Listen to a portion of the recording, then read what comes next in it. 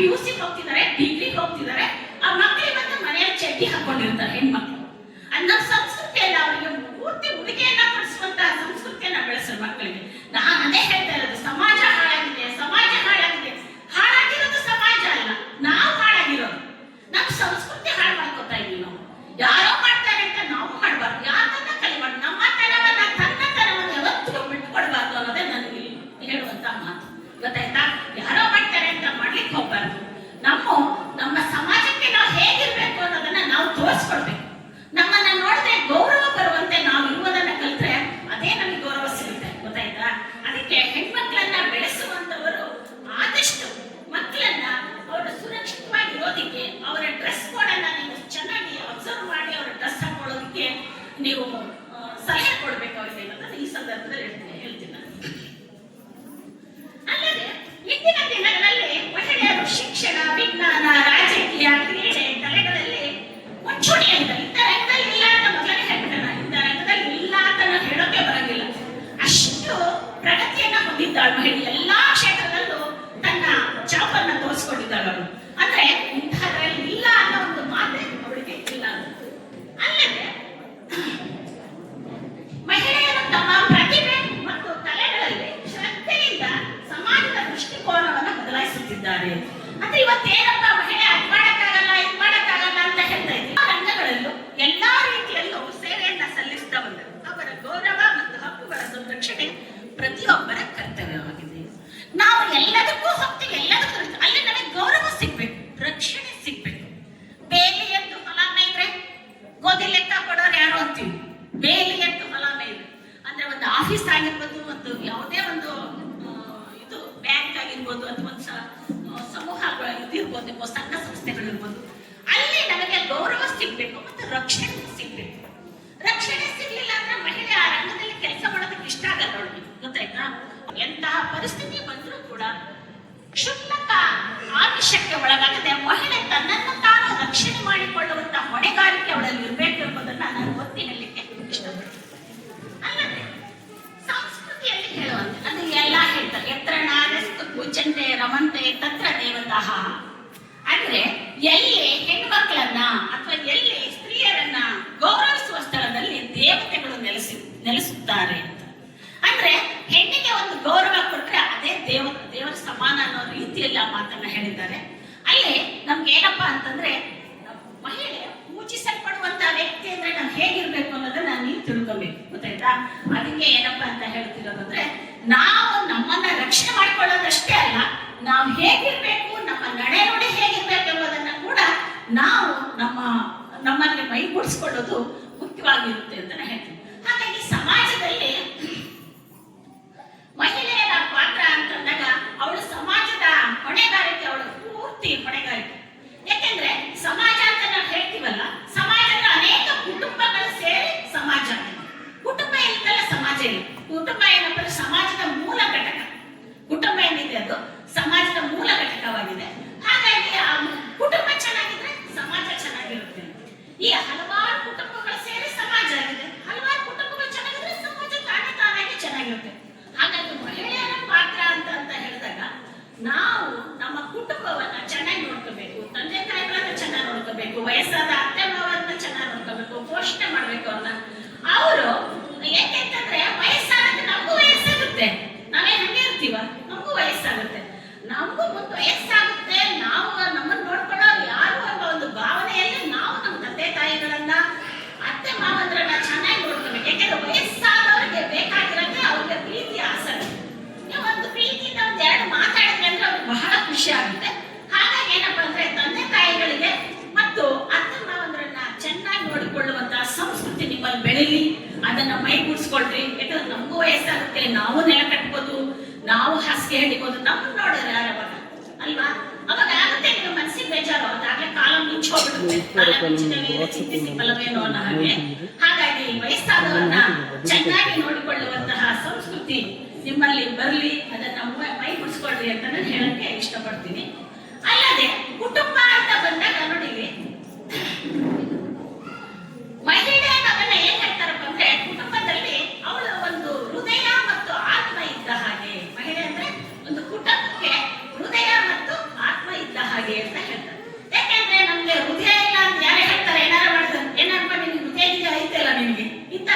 ಮಾಡ್ಬಿಟ್ಟೆಲ್ಲ ನೀನು ಅಂತಾರಲ್ವಾ.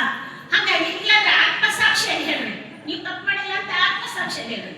ಅಂದ್ರೆ ಹೃದಯ ಮತ್ತು ಆತ್ಮ ಅಂದಾಗ ಒಂದು ಕುಟುಂಬಕ್ಕೆ ಹೆಣ್ಣು ಹೃದಯ ಮತ್ತು ಆತ್ಮ ಅಂದ್ರೆ ಎಷ್ಟು ಪ್ರಾಮುಖ್ಯತೆ ಇದೆ ಅವಳಿಗೆ ಎಂಬುದನ್ನ ನೀವು ತಿಳ್ಕೋಬೇಕಾಗುತ್ತೆ. ಅಲ್ಲದೆ ಭಾರತೀಯ ಸಂಸ್ಕೃತಿಯಲ್ಲಿ ನಮ್ಮ ಭಾರತೀಯರು, ಇದರಲ್ಲೂ ಕರ್ನಾಟಕನೂ ಕೂಡ ಸಂಸ್ಕೃತಿಗೆ ಹೆಸರುವಾಸಿಯಾದಂತಹ ರಾಜ್ಯ. ಅವರು ಏನಪ್ಪಾ ಅಂದ್ರೆ ಮಹಿಳೆಗೆ ಅತ್ಯಂತ ಗೌರವಾನ್ವಿತವಾದಂತಹ ಸ್ಥಾನವಿದೆ. ನೀವು ಆ ಕಡೆ ಎಲ್ಲ ಬಿಹಾರ, ಒರಿಸ್ಸಾ ಆ ಕಡೆ ಎಲ್ಲ ಬಂದು ನೋಡಿದ್ರೆ ನೋಡ್ಬೋದು ನೀವು. ಅಷ್ಟು ನಮ್ಮ ಸಮಾಜದಷ್ಟು ಚೆನ್ನಾಗಿ ಕಾಣಲ್ಲ ಆ ಕಡೆ ಸಮಾಜಗಳು. ಆದ್ರೆ ನಮ್ಮ ಕರ್ನಾಟಕ ಅಂದ್ರೆ ನಮ್ಗೆ ಏನೋ ಒಂದು ಹೆಮ್ಮೆ. ನಮ್ಮ ಕರ್ನಾಟಕದ ಸಂಸ್ಕೃತಿನೇ ಚಂದ, ನಮ್ಮ ಭಾರತದ ದಕ್ಷಿಣ ಭಾಗದಲ್ಲೇ ಚಂದ, ಭಾರತದ ದಕ್ಷಿಣ ಭಾಗದಲ್ಲಿರುವಂತಹ ಕರ್ನಾಟಕ ಇನ್ನೂ ಚಂದ, ಗೊತ್ತಾಯ್ತಾ? ಹಾಗಾಗಿ ಅವರು ನೋಡಿ, ಮಹಿಳೆ ತಾಯಿ, ಹೆಂಡತಿ, ಸಹೋದರಿ, ಮಗಳಾಗಿ ವಿಭಿನ್ನ ಪಾತ್ರಗಳನ್ನ ಕುಟುಂಬದಲ್ಲಿ ಅಭಿನಯಿಸ್ತಾ ಬಂದ್ರು ಕೂಡ ಅವಳು ಬರೇ ಮನೆ ಕೆಲಸ ಸೀಮಿತವಾಗದೆ ಹೊರಗೂ ಕೂಡ ಏನ್ ಮಾಡ್ತಿದ್ದಾಳೆ, ದುಡಿತಾ ಇದ್ದಾಳೆ. ಮತ್ತು ನೆಮ್ಮದಿ ಮತ್ತು ಪ್ರಗತಿಯಲ್ಲಿ ಅವಳು ಹಿರಿದಾದವಂತ ಪಾತ್ರವನ್ನು ಅಭಿನಯಿಸುತ್ತಿದ್ದಾಳೆ. ಮನೆಯಿಂದ ಹೊರಗೆ ದುಡಿದು ಹೋಗಿರ್ತೀವಿ, ಮನೆಗೆ ಹೋದ್ರೂ ಕೂಡ ಕೆಲಸ ಇರುತ್ತೆ. ಮಹಿಳೆ ಇವತ್ತೆಲ್ಲ ಬಂದಿದ್ದೀರಾ ನೀವೀಗ, ನಿಮಗೆ ಮನೆಗೆ ಹೋದ ತಕ್ಷಣ ಕೆಲಸ, ವರ್ಚನೆ ಕೆಲಸ ಇರುತ್ತೆ. ಇಲ್ಲೇನೋ ಬಂದ್ಬಿಟ್ಟಿದ್ದೀರಾ, ನೀಟಾಗಿ ಡ್ರೆಸ್ ಮಾಡ್ಕೊಂಡು ಕೂತ್ಕೊಂಡಿದ್ದೀವಿ, ಮನೇಲಿ ಏನು ಕೆಲಸ ಇರುತ್ತೆ, ಹೋಗ್ತಿದ್ದಂಗೆ ಕೆಲಸ ಶುರು ಆಗ್ತದೆ. ಹೆಣ್ಣಿಗೆ ತಾಳ್ಮೆ ಮುಖ್ಯ, ಹೆಣ್ಣಿಗೆ ಸಹನೆ ಮುಖ್ಯ. ಸಹನೆ ಮತ್ತು ತಾಳ್ಮೆಯ ಸಂಕೇತವೇ ಹೆಣ್ಣು ಅಂತ ಹೇಳ್ಬೋದು. ಹಾಗಾದ್ರೆ ಕುಟುಂಬದಲ್ಲಿ ಹೆಣ್ಣು ಆಡಳಿತಗಾರ್ತಿಯಾಗಿ, ನಾಯಕಿಯಾಗಿ ಪಾತ್ರ ನಿರ್ವಹಿಸ್ತಿದ್ದಾಳೆ. ಎಲ್ಲ ಹೇಳ್ತಾರೆ, ಏನಪ್ಪಾ ನಿಮ್ಮ ಮನೆಗೆಲ್ಲ ಹೇಳ್ತಿದೆ ಯಜಮಾನ್ ಕೇಳ್ತೆ, ನಿಮ್ದೇ ಇಲ್ಲ, ಸುಳ್ಳು. ಏನೇ ಇದ್ರು ಹೆಣ್ಣಲ್ಲ ಆಡಳಿತಗಾರ್ತಿಯಾಗಿ, ನಾಯಕಿಯಾಗಿ ಕೆಲಸ ನಿರ್ವಹಿಸ್ತಿದ್ದಾಳೆ ಅಂದ್ರೆ ಆ ಕುಟುಂಬ ನಿಜವಾಗ್ಲೂ ಸಕ್ಸಸ್ ಆಗುತ್ತೆ. ಆದ್ರೆ ಜಗಳ ಮಾಡಿ ನಾಯಕತ್ವ ಮಾಡಿ ನಾಯಕತ್ವ ವಹಿಸ್ಕೊಳ್ಳೋದು ಬೇಡ, ಆಡಳಿತಗಾರ್ತಿ ಆಗೋದು ಬೇಡ. ಯಾಕೆಂದ್ರೆ ಮಹಿಳೆಗೆ ಅತ್ಯಂತ ಗೌರವಾನ್ವಿತ ಸ್ಥಾನ ಇದೆ ಅಂದಾಗ ಅವಳು ಆಗ ನಿರ್ವಹಣೆಯಲ್ಲಿ ತನ್ನ ಪಾತ್ರ ಎಷ್ಟು ಎಂಬುದನ್ನು ಅರ್ಥಕೊಂತಾಳೆ ಎಂಬುದಾಗಿ ಹೇಳ್ತಾರೆ. ಕುಟುಂಬದ ಸದಸ್ಯರ ಬಗ್ಗೆ ಗಮನ ಇರುತ್ತೆ. ಮಗ ಊಟ ಮಾಡಿದ್ರೆ ತಲೆ ಕೆಡಿಸ್ಕೊಳ್ತಾರೆ, ಗಂಡ ಊಟ ಮಾಡಿದ್ರೆ ತಲೆ ಕೆಡಿಸ್ಕೊಳ್ತಾರೆ. ನನ್ನ ಮಗ ಇನ್ನು ಊಟಕ್ಕೆ ಬಂದಿಲ್ಲ, ನನ್ನ ಯಜಮಾನ ಊಟಕ್ಕೆ ಬಂದಿಲ್ಲ. ಅವರ ಆರೋಗ್ಯ ಪೋಷಣೆ ಕೂಡ ಅವರಿಗೆ ಅಷ್ಟೇ ಮುಖ್ಯವಾಗಿರುತ್ತೆ. ಮತ್ತೇನ ಮಗ ಊಟ ಮಾಡಿದ್ರೆ ಅಡುಗೆ ಮಾಡಿದ್ರೆ ಅಷ್ಟು ತಲೆ ಕೆಡಿಸ್ಕೊಳ್ತಾರೆ. ಗಂಡ ಅಡುಗೆ ಮಾಡಿಲ್ಲ ಅಂತ ಸಿಟ್ಟು ಮಾಡಿದ್ರು ಕೂಡ ಆಯ್ತು ಇಷ್ಟ ಮಾಡ್ಕೊಡ್ತೀನಿ ಅಂತ ಅದೇ ಅವ್ರಿಗೆ ಸಹನೆ. ಮನೆ ಒಂದು ಜವಾಬ್ದಾರಿ ಕೊಡ್ತಾರೆ, ಗಂಡ ಒಂದು ಜವಾಬ್ದಾರಿ ಕೊಡ್ತಾರೆ, ನೀವು ಇದನ್ನು ಮಾಡ್ಕೊಂಡು ಹೋಗ್ಲಿ ಬಗ್ಗೆ ಕೂಡ ಹೇಳೋದು. ಮಕ್ಕಳ ಆರೋಗ್ಯ, ಗಂಡನ ಆರೋಗ್ಯ, ತಂದೆ ತಾಯಿ ಇದ್ರೆ ತಂದೆ ತಾಯಿ ಆರೋಗ್ಯ, ಅತ್ತೆ ಮಾವ ಇದ್ರೆ ಅವರ ಆರೋಗ್ಯ, ಅದರಲ್ಲೂ ಕೂಡ ಅವಳು ಹೆಚ್ಚಿನ ಪಾತ್ರ ವಹಿಸ್ತಾಳೆ. ಆಮೇಲೆ ಪೌಷ್ಟಿಕ ಆಹಾರದ ಬಗ್ಗೆ ಇವತ್ತೆಲ್ಲ ಮಹಿಳೆಯರು ಓದಿದ್ದೀವಿ, ವಿದ್ಯಾವಂತರಾಗಿದ್ದೀವಿ. ನೀವು ಎಷ್ಟೇ ಕಲ್ತಿರ್ತೀವಿ, ಅದು ವಿದ್ಯೆ. ನೀವು ಕಲ್ತಿದ್ರಿ ಅಂತ ನಿಮ್ಮ ಮನೆ ಸ್ವಚ್ಛವಾಗಿ ಇಟ್ಕೊಂತೀರಿ, ನೀವು ಕ್ಲೀನಾಗಿ ಅಡುಗೆ ಮಾಡ್ತೀರಿ, ನೀವು ಪಾತ್ರೆಗಳನ್ನ ಕ್ಲೀನಾಗಿ ಇಟ್ಕೊಂತೀರಿ, ಅಡುಗೆ ಮನೆಯನ್ನ ಕ್ಲೀನಾಗಿ ಇಟ್ಕೊಂತೀರಿ, ಅದೇ ಆರೋಗ್ಯ. ನಮ್ಮ ಮನೆ ಸ್ವಚ್ಛವಾಗಿತ್ತು ಅಂದ್ರೆ ಅದರಂತ ಆರೋಗ್ಯ ಯಾವುದೂ ಇಲ್ಲ ಅಂತ ನಾವು ಹೇಳ್ಬೋದು. ಅಲ್ಲದೆ ಮಕ್ಕಳ ಬೆಳವಣಿಗೆಯಲ್ಲಿ ಅವಳು ಸಾಮಾಜಿಕವಾಗಿ ಸಮರ್ಥನನ್ನಾಗಿ ಮಾಡ್ತಾಳೆ. ಸಮಾಜದಲ್ಲಿ ನನ್ನ ಮಗ ಒಂದು ಒಳ್ಳೆ ಹೆಸರು ಸಿಗ್ಲಿ, ನನ್ನ ಮಗನಿಗೆ ಒಂದು ಸಮಾಜ ಗುರುತು ಮಾಡಲಿ ಎಂಬ ಉದ್ದೇಶ ಅವರಿಗೆ ಇರುತ್ತೆ ಎಂಬುದಾಗಿ ತಿಳಿದು ಬರ್ತಾ ಇದೆ. ಅಲ್ಲದೆ ಕುಟುಂಬವು ಒಂದು ಅಗತ್ಯ ಸಂಸ್ಥೆಯಾಗಿದ್ದು ಅದರಲ್ಲಿ ತಾಯಿಯ ಪಾತ್ರ ಬಹಳ ಮತ್ತು ಮಹಿಳೆಯ ಪಾತ್ರ ಪ್ರಮುಖವಾಗಿರುತ್ತದೆ. ಯಾಕಂದ್ರೆ ಅಲ್ಲಿ ಹೆಣ್ಣೆ ಇರಬೇಕು. ನೋಡಿ, ನಾನು ಹೇಳ್ತೀನಿ ಅಂತ ಬೇಜಾರಬೇಡ. ಮನೆಯಲ್ಲಿ ಯಜಮಾನ ಸತ್ರೆ ಹೆಣ್ಣು ಹೇಗೋ ಒಂದು ಕೂಲಿ ನಾವು ಮಾಡಿ ಪಾತ್ರೆ ಇನ್ನೊಬ್ಬರ ಮನೆ ಪಾತ್ರೆ ತಿಕ್ಕೋ ಸಂಸಾರ ನಡೆಸಿ ಮಕ್ಕಳನ್ನ ಸಾಕ್ತಾರೆ. ಅದೇ ತಾಯಿ ಸತ್ತು ಅಂದ್ರೆ ಮನೆಯ ಹೆಂಡತಿ, ಒಂದು ಕುಟುಂಬದಲ್ಲಿ ಆ ಹೆಂಡತಿ ಅಥವಾ ಆ ಮನೆಯಲ್ಲಿ ಹೆಣ್ಣು ಸತ್ತೋದು ಅಂದ್ರೆ ಆ ಒಂದು ಪರಿಸ್ಥಿತಿ ಬಹಳ ಹೀನಾಗೋಗ್ಬಿಡುತ್ತೆ. ಯಾಕಂದ್ರೆ ಅಪ್ಪನಾದವನು ಏನಾಗಬೇಕು, ಮಕ್ಕಳನ್ನ ನೋಡ್ಕೋಬೇಕು, ಅಡುಗೆ ಮಾಡ್ಬೇಕು, ಅವನಿಗೊಂಥರ ಬಹಳ ಬೇಜಾರಾಗುತ್ತೆ. ಆದ್ರೆ ಅದೇ ಹೆಣ್ಣು ಗಂಡನ ಕಳ್ಕೊಂಡಿದ್ರು ಕೂಡ ಸ್ವಲ್ಪ ದಿನ ಬೇಜಾರಾದ್ರೂ ಕೂಡ ತನ್ನ ಮಕ್ಕಳನ್ನ ಒಂದು ಒಳ್ಳೆ ದಾರಿಯಲ್ಲಿ ಬೆಳೆಸ್ಬೇಕು, ಅವ್ರಿಗೊಂದು ಶಿಕ್ಷಣ ಕೊಡಿಸ್ಬೇಕು. ಅವಳು ಹಲವಾರು ಜವಾಬ್ದಾರಿ ಹೊತ್ಕೊಳ್ಳೋದಕ್ಕೆ ಬಹಳ ಹೆಮ್ಮೆ ಆಗುತ್ತೆ. ಯಾಕಂದ್ರೆ ಅವಳು ಎಂತಹ ಕ್ಲಿಷ್ಟ ಸಂದರ್ಭದಲ್ಲೂ ಕೂಡ ಎದೆ ಮುಟ್ಟದೆ ಧೈರ್ಯವಾಗಿ ಮುನ್ನುಗ್ತಾಳೆ ಎಂಬುದು ನಮಗೆ ಅನೇಕ ಉದಾಹರಣೆಯಲ್ಲಿ ಸಿಗ್ತಾ ಇದೆ. ಸಂಸ್ಕೃತಿ, ನಮ್ಮ ಕುಟುಂಬದಲ್ಲಿ ಸಂಸ್ಕೃತಿಯನ್ನು ಬೆಳೆಸುವಲ್ಲಿ ಮತ್ತು ಸುಸಂಸ್ಕೃತರನ್ನ ಮಾಡೋದು ಕೂಡ ಹೆಣ್ಣು ಅಂದ್ರೆ ತಪ್ಪಾಗಲಾರದು. ಯಾಕಂದ್ರೆ ಮಹಿಳೆಯರ ಮಕ್ಕಳಿಗೆ ಈಗ ಇರ್ರಿ, ಹಾಗಿರ್ರಿ, ಮಕ್ಳು ಹಿಂಗಿರ್ಬೇಕು, ಮಕ್ಳು ಹಿಂಗಿರ್ಬೇಕು. ಯಾಕೆಂತಂದ್ರೆ ಸಮಾಜದಲ್ಲಿ ಅವರಿಗೆ ಒಂದು ಸ್ಥಾನ ಸಿಗಲಿ ಅನ್ನೋ ಒಂದು ಉದ್ದೇಶ ಅವರಿಗಿತ್ತು. ಸಂಸ್ಕೃತಿಯನ್ನ ಬೆಳೆಸಿ ಪೋಷಿಸುವಲ್ಲಿ ಅವಳ ಪಾತ್ರ ಹಿರಿದಾಗಿರುತ್ತೆ ಅಂತ ನಾನು ಹೇಳಲಿಕ್ಕೆ ಇಷ್ಟಪಡ್ತೀನಿ. ಅಲ್ಲದೆ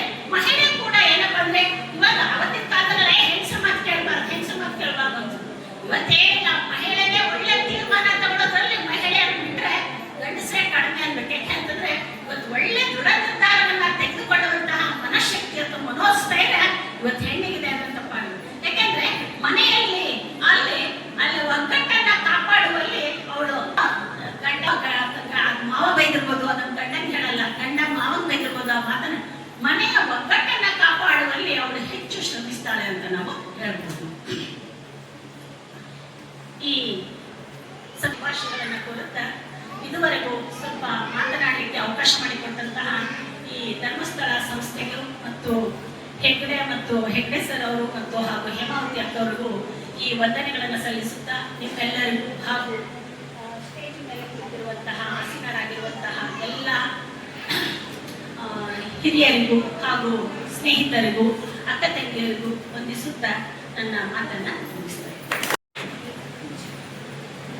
ಇದುವರೆಗೂ ಮಹಿಳಾ ವಿಚಾರಗೋಷ್ಠಿ ಕಾರ್ಯಕ್ರಮಕ್ಕೆ ಆಗಮಿಸಿ ಶ್ರೀಮತಿ ಮನಿದಾಕ್ಷಮ್ಮ ಅವರು ನಮ್ಮೆಲ್ಲ ತಾಯಿಯಂದರಿಗೆ ಸಂಸ್ಕೃತಿ ಸಂಸ್ಕಾರದ ಬಗ್ಗೆ, ಮಕ್ಕಳ ಉಡುಗೆ ತೊಡುಗೆ ಬಗ್ಗೆ ಅನೇಕ ರೀತಿಯಲ್ಲಿ ಮಾಹಿತಿ ಮಾರ್ಗದರ್ಶನ ನೀಡಿದ್ದಾರೆ.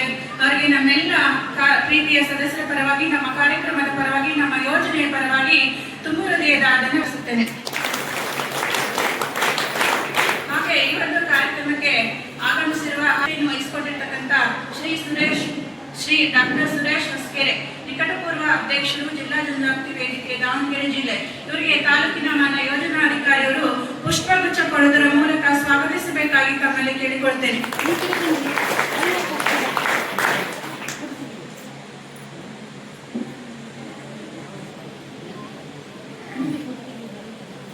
ಹಾಗೆ ಕಾರ್ಯಕ್ರಮದಲ್ಲಿ ಉಪಸ್ಥಿತಕ್ಕಂಥ ಶ್ರೀಮತಿ ನಾಗರತ್ನ ಟಿ, ರಾಷ್ಟ್ರ ಪ್ರಶಸ್ತಿ ಪುರಸ್ಕೃತರು, ಪ್ರಾಥಮಿಕ ಆರೋಗ್ಯ ಸುರಕ್ಷಾ ಅಧಿಕಾರಿ ಹೊನ್ನಾಳಿ ತಾಲೂಕು, ಇವರಿಗೆ ಒಕ್ಕೂಟದ ಅಧ್ಯಕ್ಷರು ಪುಷ್ಪಗುಚ್ಛವನ್ನು ನೀಡಿ ಸ್ವಾಗತಿಸಬೇಕಾಗಿ ತಮ್ಮಲ್ಲಿ ಕೇಳಿಕೊಳ್ತೇನೆ.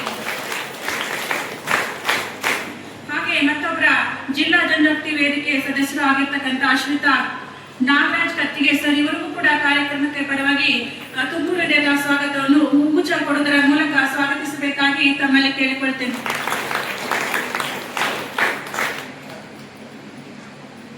ಒಂದು ಕಾರ್ಯಕ್ರಮದ ಮುಖ್ಯ ಕಾರ್ಯಕ್ರಮದ ಉದ್ಘಾಟನಾ ಶ್ರೀ ಲಕ್ಷ್ಮಣ್ ಎಂ, ಜಿಲ್ಲಾ ನಿರ್ದೇಶಕರು, ಶ್ರೀ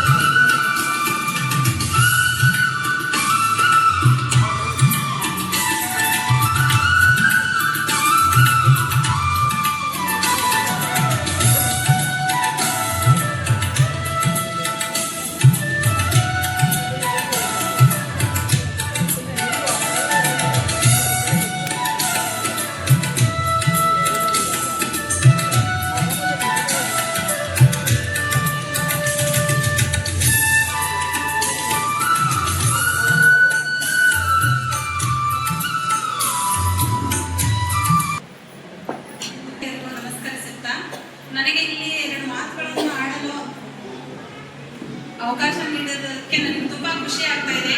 ನಾವು ಮೊಟ್ಟ ಮೊದಲ ಹೇಳ್ಬೇಕಂದ್ರೆ, ನಾವು ಈ ಜ್ಞಾನ ವಿಕಾಸ ಕೇಂದ್ರ ಶುರು ಮಾಡಿ 1 ವರ್ಷ ಆಯಿತು.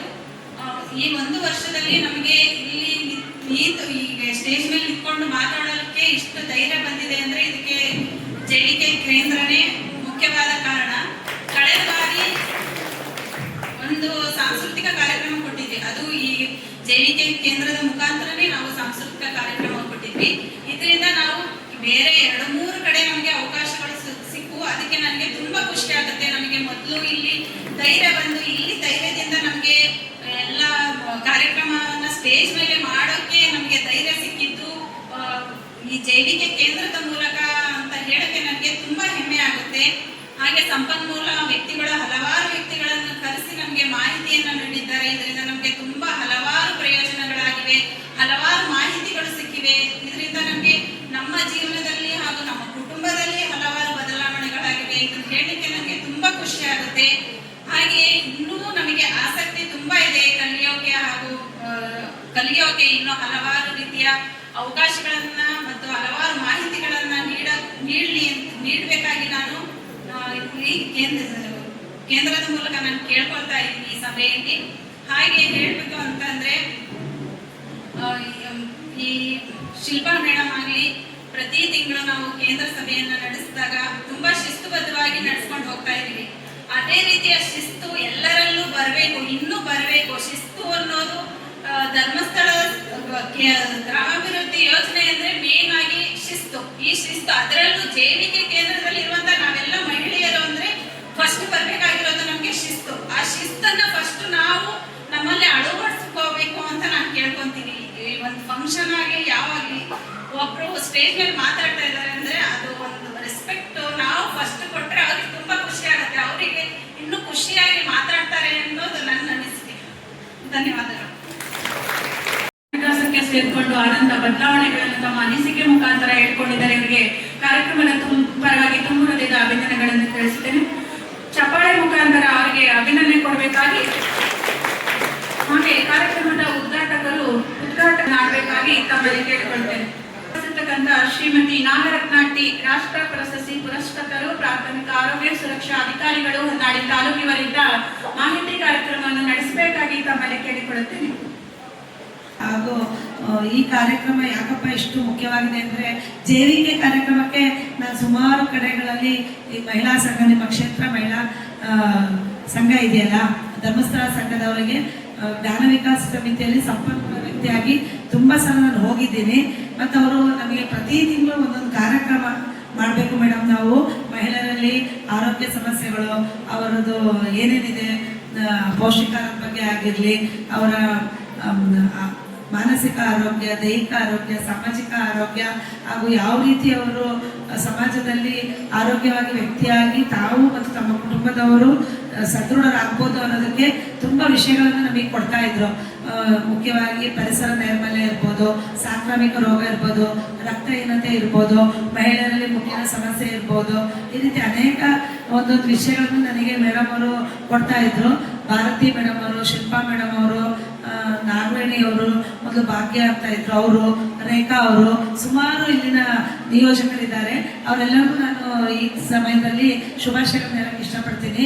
ನಾವೇ ಆರೋಗ್ಯ ಇಲಾಖೆಯವರು ಒಂದು ತಾಯಂದ್ರ ಸಭೆ ಮಾಡಬೇಕು, ಒಂದು ಸಮೂಹ ಸಭೆ ಮಾಡಬೇಕು ಅಂದರೆ ಹೆಣ್ಮಕ್ಳು ಬರೋದೇ ಇಲ್ಲ. ಏನು ಮಾಡ್ತಾರೆ, ಟಿ ವಿ ನೋಡೋಕ್ಕೆ ಟೈಮ್ ಕೊಡ್ತಾರೆ, ಈ ಕಾರ್ಯಕ್ರಮಗಳಿಗೆ ಬರಲ್ಲ. ನಾನು ಸೀರಿಯಲ್ ನೋಡಬೇಕು, ಇಷ್ಟಿಂದ ಇಷ್ಟೊತ್ತಿಗೆ ಟಿ ವಿಯಲ್ಲಿ ಇಂಥ ಸೀರಿಯಲ್ ಇದೆ ಅಂತ ನೀವು ಹೋಗ್ತೀರಾ. ಆದರೆ ನೀವು ಇಂಥ ಅತ್ಯುತ್ತಮವಾದ ವಿಷಯ ತಿಳ್ಕೊಳ್ಳೋಕೆ ಬರಲ್ಲ. ಆದರೆ ಈ ಕ್ಷೇತ್ರ ಧರ್ಮಸ್ಥಳ ಗ್ರಾಮಾಭಿವೃದ್ಧಿ ಯೋಜನೆಯಿಂದ ಈ ಮಹಿಳಾ ಸಂಘಗಳು ಮಾಡ್ಕೊಂಡಿದ್ದೀರಲ್ಲ, ಇದರಲ್ಲಿ ನಿಜವಾಗ್ಲೂ ತುಂಬ ಮಹಿಳೆಯರು ಸೇರ್ತಾರೆ, ತುಂಬ ವಿಷಯಗಳನ್ನು ತಿಳ್ಕೊಳ್ತಾರೆ. ಅವರು ಆರ್ಥಿಕವಾಗಿ ಮತ್ತು ಸ್ವಾವಲಂಬನೆಯಿಂದ ಮತ್ತು ತಮ್ಮ ಕುಟುಂಬದವ್ರನ್ನ ಯಾವ ರೀತಿ ನಾವು ನೋಡ್ಕೋಬೋದು ಅನ್ನೋದು ಈ ಧರ್ಮಸ್ಥಳ ಸಂಘದವರಿಂದ ಕಲ್ತ್ಕೊಂಡಿದ್ದಾರೆ ಅಂತ ಹೇಳಕ್ಕೆ ನಾನು ಹೆಮ್ಮೆಯಿಂದ ಹೇಳಕ್ಕೆ ಇಷ್ಟಪಡ್ತೀನಿ. ಇದನ್ನು ಆಯೋಜಿಸಿದ ಹೆಗ್ಡೆ ಸರ್ ಅವರಿಗೆ, ಅಮ್ಮನವರಿಗೆ ನಾನು ಅನಂತ ಧನ್ಯವಾದಗಳನ್ನು ಅರ್ಪಿಸ್ತೇನೆ. ಈ ಹಿಂದಿನ ವಿಷಯ ಮೇಡಮ್ ಅವರು ಆಗಲೇ ಮಂಜಾಕ್ಷಮ್ಮ ಮೇಡಮ್ ಅವರು ತುಂಬ ಚೆನ್ನಾಗಿ ಹೇಳಿದ್ದಾರೆ. ಉಪನ್ಯಾಸಕರು ಸಾಸಿವೆಹಳ್ಳಿ ಇವರು ಕುಟುಂಬ ಮತ್ತು ಉತ್ತಮ ಸಮಾಜ ನಿರ್ಮಾಣದಲ್ಲಿ ಮಹಿಳೆಯರ ಪಾತ್ರ ಎಂಬುದ್ರ ಬಗ್ಗೆ ತುಂಬ ಚೆನ್ನಾಗಿ ತಿಳಿಸ್ಕೊಟ್ರು. ಮಹಿಳೆಯ ಮನೆಯ ಕಣ್ಣು ನಿಮಗೆಲ್ಲ ಗೊತ್ತಿದೆ. ಈಗ ನಾವು ಹೆಂಗೆ ಗೊತ್ತಾ, ನಾವು ಯಾವ ರೀತಿ ನಮ್ಮ ಮನೆಯಲ್ಲಿ ನಮ್ಮ ಬಿಹೇವಿಯರಿಂದ ನಾವು ನಮ್ಮ ಮಕ್ಕಳನ್ನ ಬೆಳೆಸ್ಬೋದು. ನಾವೇ ಇಡೀ ದಿನ ಟಿ ವಿ ನೋಡಿದ್ರೆ ಮಕ್ಕಳು ಸಹ ಟಿ ವಿ ನೋಡ್ತಾರೆ. ಇಲ್ಲ ನೀವು ಒಂದು ಶಿಸ್ತು ಕ್ರಮ, ಬೆಳಗ್ಗೆ ಹೇಳೋದು, ನಿಮ್ಮದು ನಿತ್ಯ ಕರ್ಮ ಮುಗಿಸ್ಕೊಳ್ಳೋದು, ಪೂಜೆ ಪುನಸ್ಕಾರ ಮಾಡ್ಕೊಳ್ಳೋದು, ಮಕ್ಕಳಿಗೆಲ್ಲ ತಿಂಡಿ ಎಲ್ಲ ರೆಡಿ ಮಾಡೋದು, ಕಳಿಸ್ಕೊಡೋದು, ಸಂಜೆ ಬಂದ ತಕ್ಷಣ ಅವ್ರಿಗೆ ಪಾಠ ಹೇಳ್ಕೊಡೋದು. ಅವ್ರು ಪಾಠ ಓದ್ತಾ ಇರ್ತಾರೆ, ಈ ಕಡೆ ಮೊಬೈಲ್ ನೋಡ್ತಾ ಕೂತಿರ್ತಾರೆ ತಾಯಂದ್ರು. ಅವ್ರ ಮಕ್ಕಳು ಹೆಂಗೆ ಇಂಟ್ರೆಸ್ಟಿಂದ ಪಾಠ ಓದ್ತಾರೆ, ಅವರು ಸಹ ಮೊಬೈಲ್ ನೋಡೋಕ್ಕೆ ಬರ್ತಾರೆ. ದಯವಿಟ್ಟು ತಾವು ಮಕ್ಕಳಿಗೆ ಓದಿಸ್ತಾರೆ ಒಂದು 2 hours ಸಂಜೆ ಹೊತ್ತು ನೀವು 1 ರಿಂದ 5ನೇ ತರಗತಿವರೆಗೂ ಪ್ರತಿ ಮಕ್ಕಳಿಗೂ ನೀವು ಕುತ್ಕೊಂಡು ಅವ್ರಿಗೆ ಏನು ಓದ್ತಾರೆ, ಏನು ಮಾಡ್ತಾರೆ, ಅವ್ರು ಹೋಮ್ವರ್ಕು ಟೀಚರ್ ಕೊಟ್ಟಿದ್ದಾರಪ್ಪ, ಪಾಠ ಟ್ಯೂಷನಿಗೆ ಕಳಿಸ್ತಾರೆ, ಅಲ್ಲಿ ಮುಗಿಸಿದಾರಪ್ಪ, ನಮ್ಮ ಕೆಲಸ ಮುಗೀತು, ಫೀಸ್ ಕಟ್ಟಿದ್ದೀವಿ ಅಂತ ದಯವಿಟ್ಟು ಅನ್ಕೋಬೇಡಿ. ಈಗಿನ ದಿನಗಳಲ್ಲಿ ಪ್ರೈವೇಟ್ ಸ್ಕೂಲು, ಗೌರ್ಮೆಂಟ್ ಸ್ಕೂಲು ಎಲ್ಲ ಶಾಲೆಗಳಿಗೂ ನಿಮ್ಮ ಮಕ್ಕಳನ್ನ ಕಳಿಸ್ತಾ ಇದ್ದೀರಾ. ಆದರೆ ನೀವು ಏನು ಮಾಡಬೇಕು, ಮಕ್ಕಳಿಗೆ ಏನು ಮಾಡ್ತಾರೆ ಏನಿಲ್ಲ ಅನ್ನೋದನ್ನ ಫಾಲೋ ಅಪ್ ಮಾಡಬೇಕು. ನೀವು ಈ ಹದಿಹರೆಯದಲ್ಲಿ ಮಕ್ಕಳು ಟೀನೇಜಲ್ಲಿ ಗಂಡು ಮಕ್ಕಳಾಗಲಿ ಹೆಣ್ಮಕ್ಳಾಗಲಿ ಅವ್ರ ಮನೋಭಾವನೆಗಳು ಬೇರೆ ಬೇರೆ ರೀತಿಯಲ್ಲಿ ಇರುತ್ತೆ. ನೀವು ಆ ಸಮಯದಲ್ಲಿ ಅವ್ರ ಫ್ರೆಂಡ್ ಥರ ನೋಡ್ರಿ, ಅವರ ಪೌಷ್ಟಿಕ ಆಹಾರದ ಬಗ್ಗೆ ನೋಡ್ರಿ, ಅವ್ರು ಏನು ಊಟ ಮಾಡ್ತಾರೆ ಏನಿಲ್ಲ. ಬರೀ ಜಂಕ್ ಫುಡ್ಗಳಿಗೋಸ್ಕರ ದುಡ್ಡನ್ನು ಕೊಡಬೇಡ್ರಿ. ಗೋಬಿ ಮಂಚೂರಿ, ಪಾನಿಪುರಿ ಈ ಥರ ಹೊರಗಿನ ದುಡ್ಡುಗಳಿಗೆ ಮಕ್ಕಳಿಗೆ ಜಾಸ್ತಿ ಕೊಡಬೇಡಿ. ಮನೆಯಲ್ಲಿ ಏನಾದರೂ ಆಯಿತು ಸತ್ವಯುಕ್ತವಾದ ಪೌಷ್ಟಿಕ ಆಹಾರನ ರೆಡಿ ಮಾಡಿಕೊಡಿ. ಏನು ಒಂದು 10 ನಿಮಿಷದಲ್ಲೆಲ್ಲ ಮಾಡ್ಕೊಡ್ಬೋದು.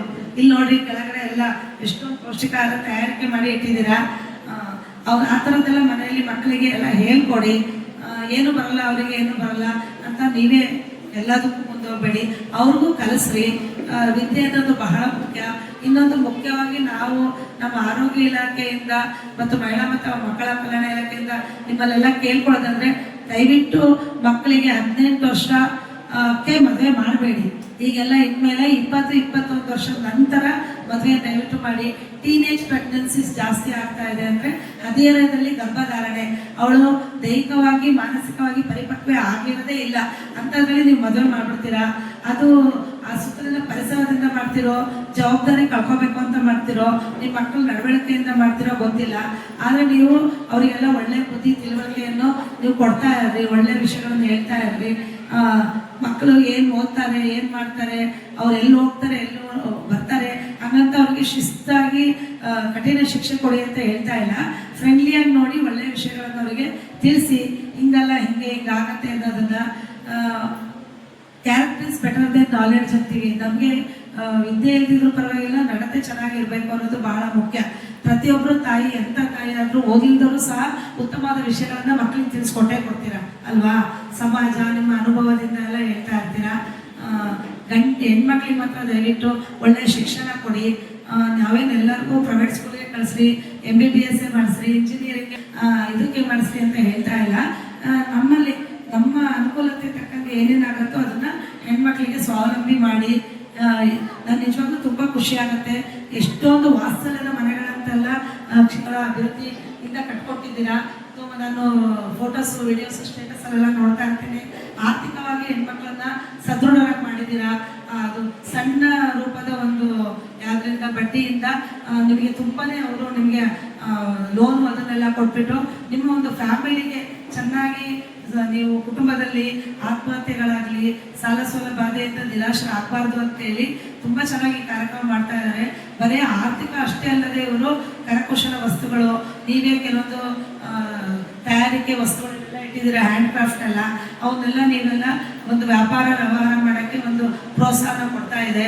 ಆರ್ಥಿಕವಾಗಿ ನೀವೆಲ್ಲ ಸದೃಢರಾಗಂತೆ, ಸಣ್ಣ ಸಣ್ಣ ಉಳಿತಾಯದಿಂದ ಜೀವನ ಯಾವ ಥರ ನಿರ್ವಹಿಸ್ಬೋದು ಅನ್ನೋದ್ರ ಬಗ್ಗೆ ಜೈವಿಕೆ ಅಂದರೆ ಶ್ರೀ ಕ್ಷೇತ್ರ ಧರ್ಮಸ್ಥಳ ಗ್ರಾಮೀಣ ಅಭಿವೃದ್ಧಿ ಕಾರ್ಯಕ್ರಮದಲ್ಲಿ ವೀರೇಂದ್ರ ಹೆಗಡೆ ಅವರು ಪರಮ ಪೂಜೆಯನ್ನು ಮಾಡ್ತಾ ಇದ್ದಾರೆ.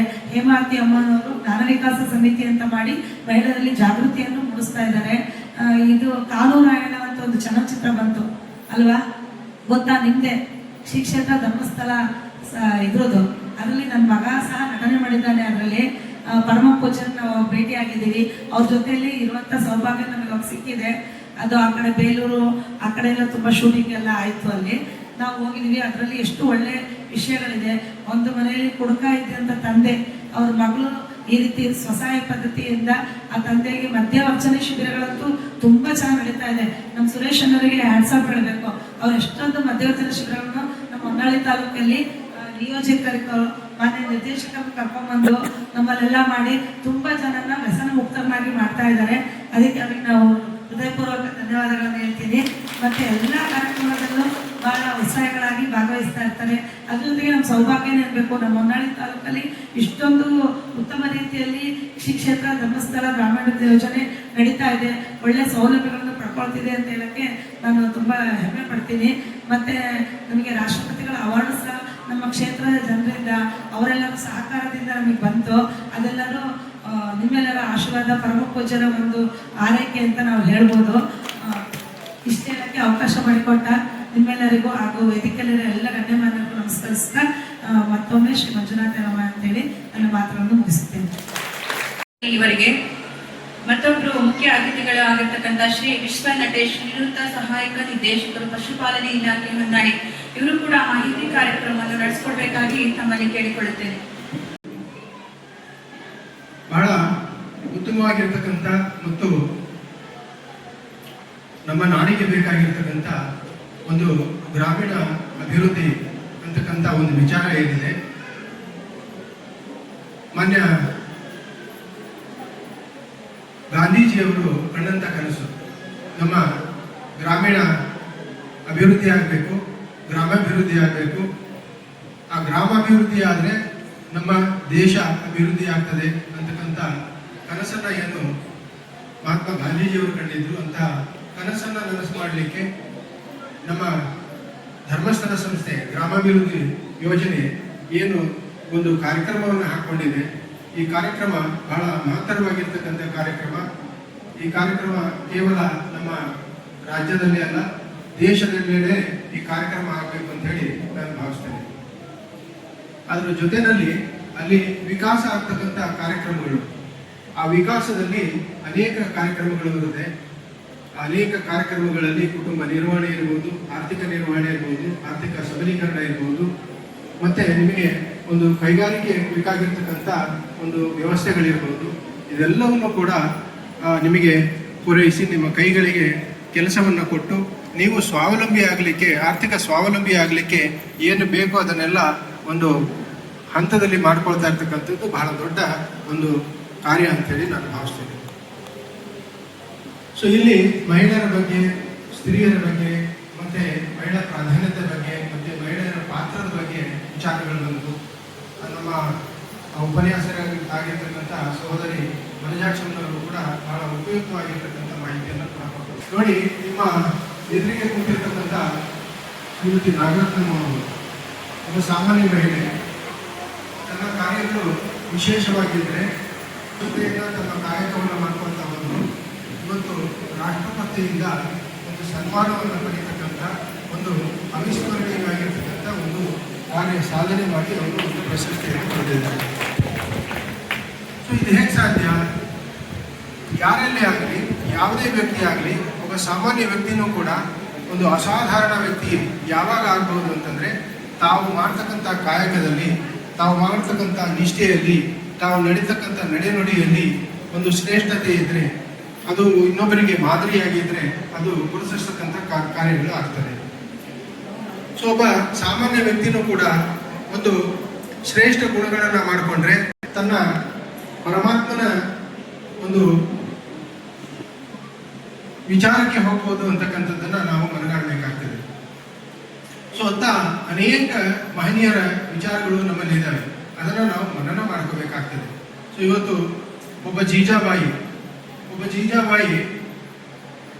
ತಾನು ಮಾಡಿರ್ತಕ್ಕಂಥ ಸಂಕಲ್ಪದಿಂದ ಒಬ್ಬ ಮಹಾನ್ ದೇಶಭಕ್ತ ಶಿವಾಜಿ ಹುಟ್ಟುತ್ತಾನೆ. ಯಾರಿಂದ? ಶಿವಾಜಿ ಎತ್ತರಕ್ಕೆ ಹೋಗಿದ್ದು ಒಬ್ಬ ಜೀಜಾಬಾಯಿ ಮಹಿಳೆಯಿಂದ, ತಾಯಿಯಿಂದ. ಒಬ್ಬ ಸ್ವಾಮಿ ವಿವೇಕಾನಂದ, ಆತನ ಮೂಲ ಹೆಸರು ನರೇಂದ್ರ ಅಂತ ಹೇಳಿ, ಬಹಳ ದೊಡ್ಡ ಲಾಯರ್ ಆಗಿರ್ತಾರೆ. ಅವರ ತಂದೆ ನರೇಂದ್ರ, ಅವರ ತಂದೆ ಬಹಳ ದೊಡ್ಡ ಲಾಯರ್ ಆಗಿರ್ತಾರೆ. ಮಗುವನ್ನ ಅವರು ಕೋರ್ಟಿಗೆ ಹೋಗ್ಬೇಕಾದ್ರೆ ದಾರಿಯಲ್ಲಿ ಮಗುವನ್ನ ಶಾಲೆಗೆ ಬಿಟ್ಟು ಹೋಗ್ತಕ್ಕಂಥ ಪರಿಪಾಠ ಇರ್ತದೆ. ಅವಾಗೆಲ್ಲ ಮೋಟಾರ್ ಗಾಡಿಗಳು ಇರೋದಿಲ್ಲ. ಈ ಟಾಂಗಾ ಗಾಡಿಯಲ್ಲಿ ಅವರು ಕೋರ್ಟಿಗೆ ಹೋಗ್ತಾ ಇರ್ತಾರೆ. ಮಾರ್ಗ ಮಧ್ಯದಲ್ಲಿ ಮಗುವನ್ನ ಶಾಲೆಗೆ ಬಿಟ್ಟು ಹೋಗ್ತಕ್ಕಂಥ ಪರಿಪಾಠ. ಸೊ ಮಗು ನಾಷ್ಟ ತಿಂದು ತಯಾರಾಗಿ ಶಾಲೆಗೆ ಹೋಗ್ಲಿಕ್ಕೆ, ಅಪ್ಪನ ಜೊತೆ ಹೋಗ್ಲಿಕ್ಕೆ ಬಹಳ ಸಂತೋಷದಿಂದ ಬಂದು ಟಾಂಗದಲ್ಲಿ ಕೂತ್ಕೊಳ್ಳುತ್ತೆ. ಅಪ್ಪನೂ ಕೂಡ ಟಾಂಗದಲ್ಲಿ ಕೂತ್ಕೊಳ್ತಾರೆ. ಅಪ್ಪನಿಗೆ ಏನೋ ಒಂಥರ ಕುತೂಹಲ ಆಗ್ತದೆ. ಆ ಮಗನ ಬೆಳವಣಿಗೆ, ಚಟುವಟಿಕೆ, ಆತನ ಒಂದು ಚಟುವಟಿಕೆ ನೋಡಿ ಆತನಿಗೆ ಏನೋ ಕೇಳಬೇಕನ್ಸುತ್ತೆ. ಮಗು ನೀನು ದೊಡ್ಡವನಾಗಿ ನರೇಂದ್ರ ಏನಾಗ್ತೀಯ ಅಂತೇಳಿ ತಂದೆ ಮಗುನ ಕುತೂಹಲದಿಂದ ಕೇಳ್ತಾನೆ. ಮತ್ತೆ ಒಂದು ಒಳ್ಳೆ ಉತ್ತರ ಬರಬಹುದು ನನಗೆ ಅಂತೇಳಿ ಆತನ ತಂದೆ ಕೂಡ ನಿರೀಕ್ಷೆ ಮಾಡ್ತಾನೆ. ಆಗ ನರೇಂದ್ರ ಒಂದು ಕ್ಷಣನೂ ಕೂಡ ಯೋಚನೆ ಮಾಡದೆ ಪಟ್ಟಂತ ಹೇಳ್ತಾನೆ, ನಾನು ಟಾಂಗ ಓಡಿಸೋದು ಆಗ್ಬೇಕು ಅಂತ ಹೇಳಿ ಹೇಳ್ತಾನೆ. ಯಾವ ತಂದೆಗೆ ತಾನೇ ಕೋಪ ಬರ್ಲಿಕ್ಕಿಲ್ಲ ಹೇಳಿ. ಅವನಿಗೆ ಎಷ್ಟು ಕೋಪ ಬರುತ್ತೆ ಅಂದ್ರೆ, ಆ ಟಾಂಗ ಓಡಿಸೋನ ಚಾಟಿ ತಗೊಂಡು ಅವನಿಗೆ ಬಾರಿಸ್ಬೇಕು ಅಂತ ಹೇಳಿ ಅಷ್ಟು ಕೋಪ ಬಂದ್ಬಿಡುತ್ತೆ. ನಾನು ಒಬ್ಬ ಬಹಳ ಪ್ರಸಿದ್ಧವಾಗಿರ್ತಕ್ಕಂಥ ದೊಡ್ಡ ಲಾಯರ್ ಆಗಿದ್ದೀನಿ, ಒಬ್ಬ ಬ್ಯಾರಿಸ್ಟರ್ ಆಗಿದ್ದೀನಿ ಅಂತ ನಮ್ಮ ಮಗ ಇವನು ಟಾಂಗ ಓಡಿಸೋ ವ್ಯಕ್ತಿ ಆಗ್ಬೇಕು ಅಂತೇಳಿ ಬಯಸ್ತಾ ಇದ್ದಾನಲ್ಲ ಇವನು ಅಂತೇಳಿ ಅವನಿಗೆ ಬಹಳ ಕೋಪ ಬಂದ್ಬಿಡುತ್ತೆ. ಕೋಪ ಬಂದು ಎರಡು ಚೆನ್ನಾಗಿ ಬಾರಿಸ್ಬಿಡ್ತಾರೆ ಮಗುಗೆ. ಮಗು ತಡ್ಕೊಳಕ್ಕಾಗೋದಿಲ್ಲ, ಅಳ್ಳಿ ಪ್ರಾರಂಭ ಆಗ್ತದೆ. ಅಳು ಕೇಳ್ಕೊಂಡು ತಾಯಿ ಮನೆಯಿಂದ ಓಡ್ ಬರ್ತಾಳೆ, ಏನಾಯ್ತು ಅಂತೇಳಿ. ತಾಯಿ ಕೇಳ್ತಾಳೆ ಏನಾಯ್ತು ಅಂತೇಳಿ. ಏನಾಯ್ತು ಅಂತ ಕೇಳ್ತೀಯ ನೀನು, ನೋಡು ಎಂತ ಸಂಸ್ಕಾರ ಕೊಟ್ಟಿದ್ಯಾ ಮಗನಿಗೆ. ಮತ್ತೆ ತಾಯಿಗೆ ಹೇಳೋದು, ನೋಡಿ ಎಂತ ಸಂಸ್ಕಾರ ಕೊಟ್ಟಿದ್ಯಾ ನೀನು. ಇವನು ನಾನು ಏನಾಗ್ತೀವಿ ಅಂತ ಕೇಳಿದ್ರೆ ಇವನು ಟಾಂಗ ಓಡಿಸೋನಾಗ್ಬೇಕು, ಜಟಕ ಗಾಡಿ ಓಡಿಸೋನಾಗ್ಬೇಕು ಅಂತೇಳಿ ಹೇಳ್ತಾನೆ ಅಂತೇಳಿ. ಅಯ್ಯೋ ಅದ್ರಲ್ಲಿ ತಪ್ಪೇನಿದೆ ಅಂತ ಆ ತಾಯಿ ಹೇಳ್ತಾಳೆ. ಅವಾಗ ಗೊತ್ತಾಯ್ತು ನೋಡು ನಿನ್ನ ಪಾಠನೇ ಇದು ಅಂತೇಳಿ ಆತ ಅನ್ಕೊಳ್ತಾನೆ. ಆಗ ಅವಳು ಹೇಳ್ತಾಳೆ, ನೋಡಿ ನಮ್ಮ ವಿಚಾರದಲ್ಲಿ ನಮ್ಮ ಮಾತಲ್ಲಿ ಏನಿರಬೇಕು ಅನ್ನೋದನ್ನ ನಾವು ಅರ್ಥ ಮಾಡ್ಕೋಬೇಕಾಗ್ತದೆ. ಆ ತಾಯಿ ಹೇಳ್ತಾಳೆ, ನರೇಂದ್ರ ನಿನ್ನ ಆಲೋಚನೆ ಸರಿಯಿದೆ ಮಗು. ಇಡೀ ಒಂದು ಮಹಾಭಾರತವನ್ನ ಗೆಲ್ಲಿಸಲಿಕ್ಕೆ ಶ್ರೀಕೃಷ್ಣ ಅರ್ಜುನನ ರಥದ ಸಾರಥಿಯಾಗಿ ಕಾರ್ಯ ಮಾಡ್ತಾನೆ. ಅಂತ ಒಂದು ರಥದ ಸಾರಥಿಯಾಗಿ ಕಾರ್ಯ ಮಾಡುವಂತ ಮಗು ನೀನಾಗು ಅಂತೇಳಿ ಆ ತಾಯಿ ಹೇಳ್ತಾರೆ. ನೋಡಿ, ಮಾತಲ್ಲಿ ಆಲೋಚನೆಯಲ್ಲಿ ಏನಿರುತ್ತೆ ಅನ್ನೋದನ್ನು ನಾವು ಮಾಡಬೇಕಾಗ್ತದೆ.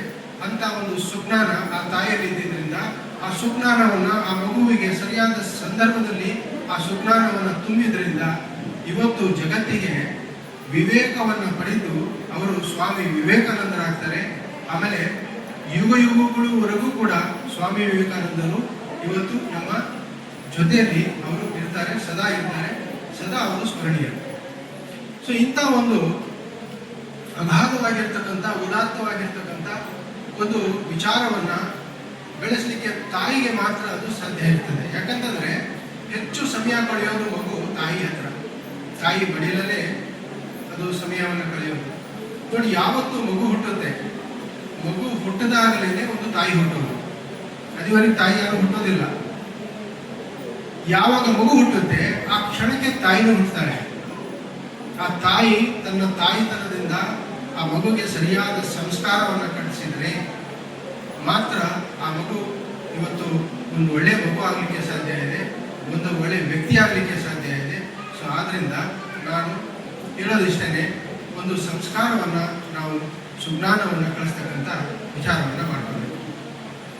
ನಮ್ಮಲ್ಲಿ ಎಲ್ಲರೂ ಹೇಳ್ತಾ ಇದ್ದಾರೆ, ಮತ್ತೆ ಎಲ್ಲರ ಕೈಲೂ ಕೂಡ ಮೊಬೈಲ್ ಇದೆ. ಮೊಬೈಲ್ ಬಗ್ಗೆ ಬಹಳಷ್ಟು ಚರ್ಚೆಗಳಾಗ್ತಾ ಇದೆ. ಇವತ್ತು ಮಧ್ಯವರ್ಜನ ಶಿಬಿರ, ಆ ಶಿಬಿರ, ಈ ಶಿಬಿರ ಎಲ್ಲ ಕೂಡ ಒಕ್ಕೂಟದಿಂದ ನಡೀತಾ ಇದೆ. ಆದರೆ ನಾನು ಹೇಳ್ತೀನಿ, ಮೊಬೈಲ್ ವರ್ಜನ ಶಿಬಿರ ಕೂಡ ಆಗಬೇಕು ಅಂತೇಳಿ ನಾನು ಬಯಸ್ತೀನಿ. ಯಾಕಂದ್ರೆ ಈ ಮೊಬೈಲಿನ ಬಗ್ಗೆ ಹೆಚ್ಚು ಹೆಚ್ಚು ನಾವು ವಿಚಾರವನ್ನ, ನಾವು ಶಿಕ್ಷಣವನ್ನ ನೀಡದೇ ಇದ್ರೆ ಮುಂದೊಂದು ದಿವಸ ಭಯಾನಕವಾಗಿರ್ತಕ್ಕಂಥ ದಿನಗಳನ್ನು ನಾವು ಎದುರಿಸಬೇಕಾಗ್ತದೆ. ಕಾರಣ ಎಷ್ಟೇ, ಇವತ್ತು ಯಾವ ಮಕ್ಕಳು ಸರಿಯಾದ ರೀತಿಯಲ್ಲಿ ಓದಿನೆಡೆಗೆ ಗಮನವನ್ನು ಕೊಡ್ತಾ ಇದ್ದಾರೆ ಅನ್ನೋದನ್ನು ನಾವು ನೋಡಬೇಕಾಗಿದೆ. ಮತ್ತೆ ಆ ಮಗುವಿಗೆ ನಾವು ಆ ಶಿಕ್ಷಣ ಯಾವ ಥರ ಮಾಡ್ತಾ ಇದೆ ಅಂತೇಳಿ ನಾವು ಗಮನ ಹರಿಸಲಿಕ್ಕೆ ನಮಗೂ ಕೂಡ ಆಗ್ತಾ ಇಲ್ಲ. ಯಾಕಂತಂದ್ರೆ ನಾವು ಕೂಡ ಮೊಬೈಲಲ್ಲಿ ನೋಡ್ತಾ ಇದ್ದೀವಿ. ಸೊ ಇದರಿಂದ ಏನು ಅನಾಹುತ ಆಗ್ತಾ ಇದೆ ಅನ್ನೋದನ್ನ ನಾವು ಪರಿಗಣಿಸಬೇಕಾಗ್ತದೆ. ಸೊ ಇದರಿಂದ ನಾವು ಹೆಚ್ಚೆಚ್ಚು ಸಮಯವನ್ನ ನಾವು ಪುಸ್ತಕದ ಜೊತೆ ಕಲಿಬೇಕಾಗ್ತದೆ. ಯಾಕಂದ್ರೆ ಯಾವತ್ತು ಮೊಬೈಲ್ ಹೇಳುತ್ತಂತೆ, ಒಂದೇ ಒಂದ್ಸಲ ನೀನು ತಲೆ ತೆಗೆಸಿ ನೋಡು, ನಿಮಗೆ ತಲೆ ಎತ್ತದಂಗೆ ಮಾಡ್ತೀನಿ ಅಂತ ಮೊಬೈಲ್ ಹೇಳುತ್ತಂತೆ. ಅದ್ರ ಪುಸ್ತಕ ಹೇಳ್ತದಂತೆ, ಏನ್ ಹೇಳುತ್ತೆ, ಒಂದು ಸಲ ನೀನು ತಲೆ ತೆಗೆಸಿ ನೋಡು, ನನ್ನನ್ನ ಒಂದು ಸಲ ನೀನು ತಲೆ ತೆಗೆಸಿ ನೋಡು, ಸದಾ ನೀನು ತಲೆ ಎತ್ತಿ ನೋಡುವಂತೆ ಮಾಡ್ತೀನಿ ಅಂತೇಳಿ, ಜಗತ್ತು ನಿನ್ನನ್ನು ತಲೆ ಎತ್ತಿ ನೋಡುವಂತೆ ನಾನು ಮಾಡ್ತೀನಿ ಅಂತೇಳಿ ಪುಸ್ತಕ ಹೇಳ್ತೇನೆ. ಹಾಗಾಗಿ ಯಾವತ್ತಿದ್ರೂ ಜ್ಞಾನ ಅಂತಕ್ಕಂಥದ್ದು ನಮ್ಮ ಪುಸ್ತಕದಿಂದ ನಮ್ಮ ಮಸ್ತಕಕ್ಕೆ ಹೋದರೆ ನಮ್ಮ ಮಸ್ತಕನೇ ಒಂದು ಪುಸ್ತಕವಾಗ್ತದೆ. ಆ ರೀತಿ ಜ್ಞಾನವನ್ನು ನಾವು ಸಂಪಾದನೆ ಮಾಡಬೇಕಾಗ್ತದೆ. ಆ ಜ್ಞಾನ ಸಂಪಾದನೆ ಮಾಡಿದ್ರೆ ಮಾತ್ರ ನಮಗೆ ನಮ್ಮ ಮಕ್ಕಳಿಗೆ ಜ್ಞಾನವನ್ನು ಧಾರೆ ಎರೀಲಿಕ್ಕೆ ಮಾತ್ರ ಸಾಧ್ಯ ಇದೆ. ಸೊ ಆ ರೀತಿ ನಾವು ಜ್ಞಾನವಂತರಾಗಿ ಸುಜ್ಞಾನವಂತರಾಗಿ ನಾವು ಮಕ್ಕಳನ್ನ ಮತ್ತು ಕುಟುಂಬವನ್ನು ನಿರ್ವಹಣೆ ಮಾಡತಕ್ಕಂಥ ಒಂದು ಬಹುದೊಡ್ಡ ಜವಾಬ್ದಾರಿ ನಿಮ್ಮ ಹೆಗಲ ಮೇಲಿದೆ. ಅವೆಲ್ಲವನ್ನು ಕೂಡ ತಾವು ನಿಭಾಯಿಸ್ತೀರಿ. ಆದರೆ ಶಿಕ್ಷಣವನ್ನು ಪ್ರತಿ ಕ್ಷಣವೂ ನಾವು ಕೂಡ ಪಡ್ಕೋಬೇಕಾಗ್ತದೆ, ಸುಜ್ಞಾನವನ್ನು ಪಡ್ಕೋಬೇಕಾಗ್ತದೆ. ಆ ಸುಜ್ಞಾನವನ್ನು ಪಡ್ಕೊಂಡಾಗ ನಾವು ಕುಟುಂಬ ನಿರ್ವಹಣೆ ಮಾಡಲಿಕ್ಕೆ ನಮಗೆ ಸುಲಭವಾಗ್ತದೆ. ಆಡು ಮುಟ್ಟದ ಸೊಪ್ಪಿಲ್ಲ, ಹಾಗೆ ನಮ್ಮ ತಾಯಂದರು ಮಾಡದೇ ಇರುವುದು ಯಾವ ಕಾಯಕವೂ ಇಲ್ಲ. ಇವತ್ತು ನಮ್ಮ ಇಡೀ ದೇಶವನ್ನು ನಡೆಸ್ತಾ ಇರ್ತಕ್ಕಂಥವ್ರು ಇವತ್ತು ನಮ್ಮ ರಾಷ್ಟ್ರಪತಿಯವರು ಯಾರು, ದ್ರೌಪದಿ ಮುರ್ಮು ಅವರು. ರಾಷ್ಟ್ರಪತಿಯಿಂದ ಹಿಡಿದು ಪ್ರಧಾನಮಂತ್ರಿಯಿಂದ ಹಿಡಿದು ಅವ್ರು ಆಗದೇ ಇರೋ ಸ್ಥಾನಗಳಿಲ್ಲ, ಅವ್ರು ಮಾಡದೇ ಇರೋ ಕಾರ್ಯಗಳಿಲ್ಲ. ಎಲ್ಲ ಕ್ಷೇತ್ರದಲ್ಲೂ ಕೂಡ ಇವತ್ತು ತಾಯಂದಿರು ಬಹುದೊಡ್ಡ ಪಾತ್ರವನ್ನು ವಹಿಸ್ತಾ ಇದ್ದಾರೆ. ಸೊ ಈ ಒಂದು ಪಾತ್ರ ನಮಗೆ ಹೆಚ್ಚೆಚ್ಚು ವಹಿಸುವಂಥದ್ದಾಗಬೇಕು. ಕುಟುಂಬ ನಿರ್ವಹಣೆ ಚೆನ್ನಾಗಿ ಆಗಬೇಕು. ಜೊತೆಗೆ ನಮ್ಮ ವಿಶೇಷವಾಗಿ ನಮ್ಮ ಕುಟುಂಬ ನಿರ್ವಹಣೆಯಲ್ಲಿ ಮಕ್ಕಳಿಗೆ ನಾವು ಒಂದು ಉತ್ತಮವಾಗಿರ್ತಕ್ಕಂಥ ಸಂಸ್ಕೃತಿ ಮತ್ತು ಸಂಸ್ಕಾರವನ್ನು ತುಂಬತಕ್ಕಂಥ ಕಾರ್ಯ ಆಗಬೇಕು. ಆಗ ಮಾತ್ರ ನಾವು ಏನಾದರೂ ಸಾಧಿಸಲಿಕ್ಕೆ ಸಾಧ್ಯ ಆಗ್ತದೆ. ಆ ದಿಶೆಯಡೆಗೆ ಆಲೋಚನೆ ಮಾಡೋಣ, ಸುಸಂಸ್ಕೃತರಾಗೋಣ, ಸಂಸ್ಕಾರವನ್ನು ಪರಿಶೀಲಿಸೋಣ, ಈ ಶಿಕ್ಷಣವನ್ನು ಪಡೆಯೋಣ ಅಂತೇಳಿ ಈ ಸಂದರ್ಭದಲ್ಲಿ ಒಂದೆರಡು ಮಾತನ್ನು ನಾನು ಮಾತಾಡ್ತಾ ಇಲ್ಲಿಗೆ ನನ್ನ ಮಾತಿಗೆ ವಿರಾಮ ಹೇಳ್ತೀನಿ. ಧನ್ಯವಾದ. ಕಾರ್ಯಕ್ರಮದ ಪರವಾಗಿ ಕಾರ್ಯಕ್ರಮದ ಉದ್ಘಾಟಕರು ಉದ್ಘಾಟನೆ ಮಾತುಗಳನ್ನಾಡಬೇಕಾಗಿ ತಮ್ಮಲ್ಲಿ ಕೇಳಿಕೊಳ್ಳುತ್ತೇನೆ.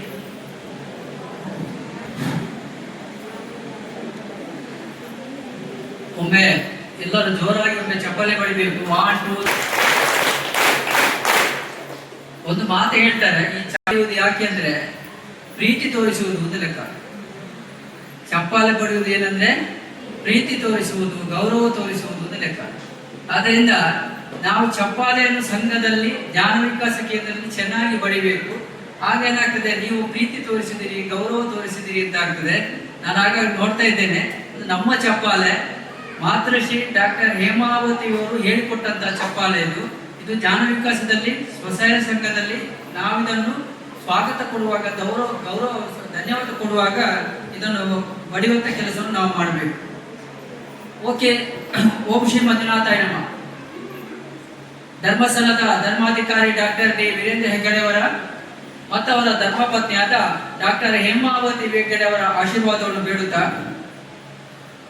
ಇವತ್ತು ಶ್ರೀ ಕ್ಷೇತ್ರ ಧರ್ಮಸ್ಥಳ ಗ್ರಾಮಾಭಿವೃದ್ಧಿ ಯೋಜನೆ ಹೊನ್ನಾಳಿ ತಾಲೂಕು, ಈ ತಾಲೂಕಿನಲ್ಲಿ ಕಳೆದ 10 ವರ್ಷದಿಂದ ಜ್ಞಾನ ವಿಕಾಸ ಮಹಿಳಾ ಕಾರ್ಯಕ್ರಮ ಅಂತ ಅನುಷ್ಠಾನ ಮಾಡ್ತಾ ಇದ್ದೇವೆ. ನಮ್ಮ ಧರ್ಮಸ್ಥಳ ಗ್ರಾಮಾಭಿವೃದ್ಧಿ ಯೋಜನೆಯಲ್ಲಿ ನಾವು ಸ್ವಸಹಾಯ ಸಂಘವನ್ನು ಮಾಡ್ತಾ ಇದ್ದೇವೆ, ಪುರುಷರ ಪ್ರಗತಿ ಬಂಧು ಸಂಘವನ್ನು ಮಾಡ್ತಾ ಇದ್ದೇವೆ, ಅದರೊಟ್ಟಿಗೆ ಜ್ಞಾನ ವಿಕಾಸ ಕೇಂದ್ರವನ್ನು ಮಾಡ್ತಾ ಇದ್ದೇವೆ. ನಮ್ಮ ತಾಲೂಕಿನಲ್ಲಿ ಜ್ಞಾನ ವಿಕಾಸ ಕೇಂದ್ರವನ್ನು ನೋಡಿಕೊಳ್ಳಿಕ್ಕೆ ಧರ್ಮಸ್ಥಳದಿಂದಲೇ ಸಂಯೋಜಕಿ ಸಮನ್ವಯ ಅಧಿಕಾರಿ ಅಂತ ಇಲ್ಲಿ ಕೆಲಸವನ್ನು ಮಾಡ್ತಾ ಇದ್ದಾರೆ ಶಿಲ್ಪ ಅವರು ನಮ್ಮ ಜ್ಞಾನ ವಿಕಾಸದ ಎಲ್ಲಾ ಕಾರ್ಯಕ್ರಮವನ್ನು ಅನುಷ್ಠಾನ ಮಾಡ್ತಾ ಇದ್ದಾರೆ. ನೋಡಿ, ಧರ್ಮಸ್ಥಳದಲ್ಲಿ ಡಾಕ್ಟರ್ ಹೇಮಾವತಿ ಹೆಗ್ಗಡೆ ಅವರು ಇಡೀ ರಾಜ್ಯದ ಜ್ಞಾನ ವಿಕಾಸ ಕೇಂದ್ರದ ಅಧ್ಯಕ್ಷರು.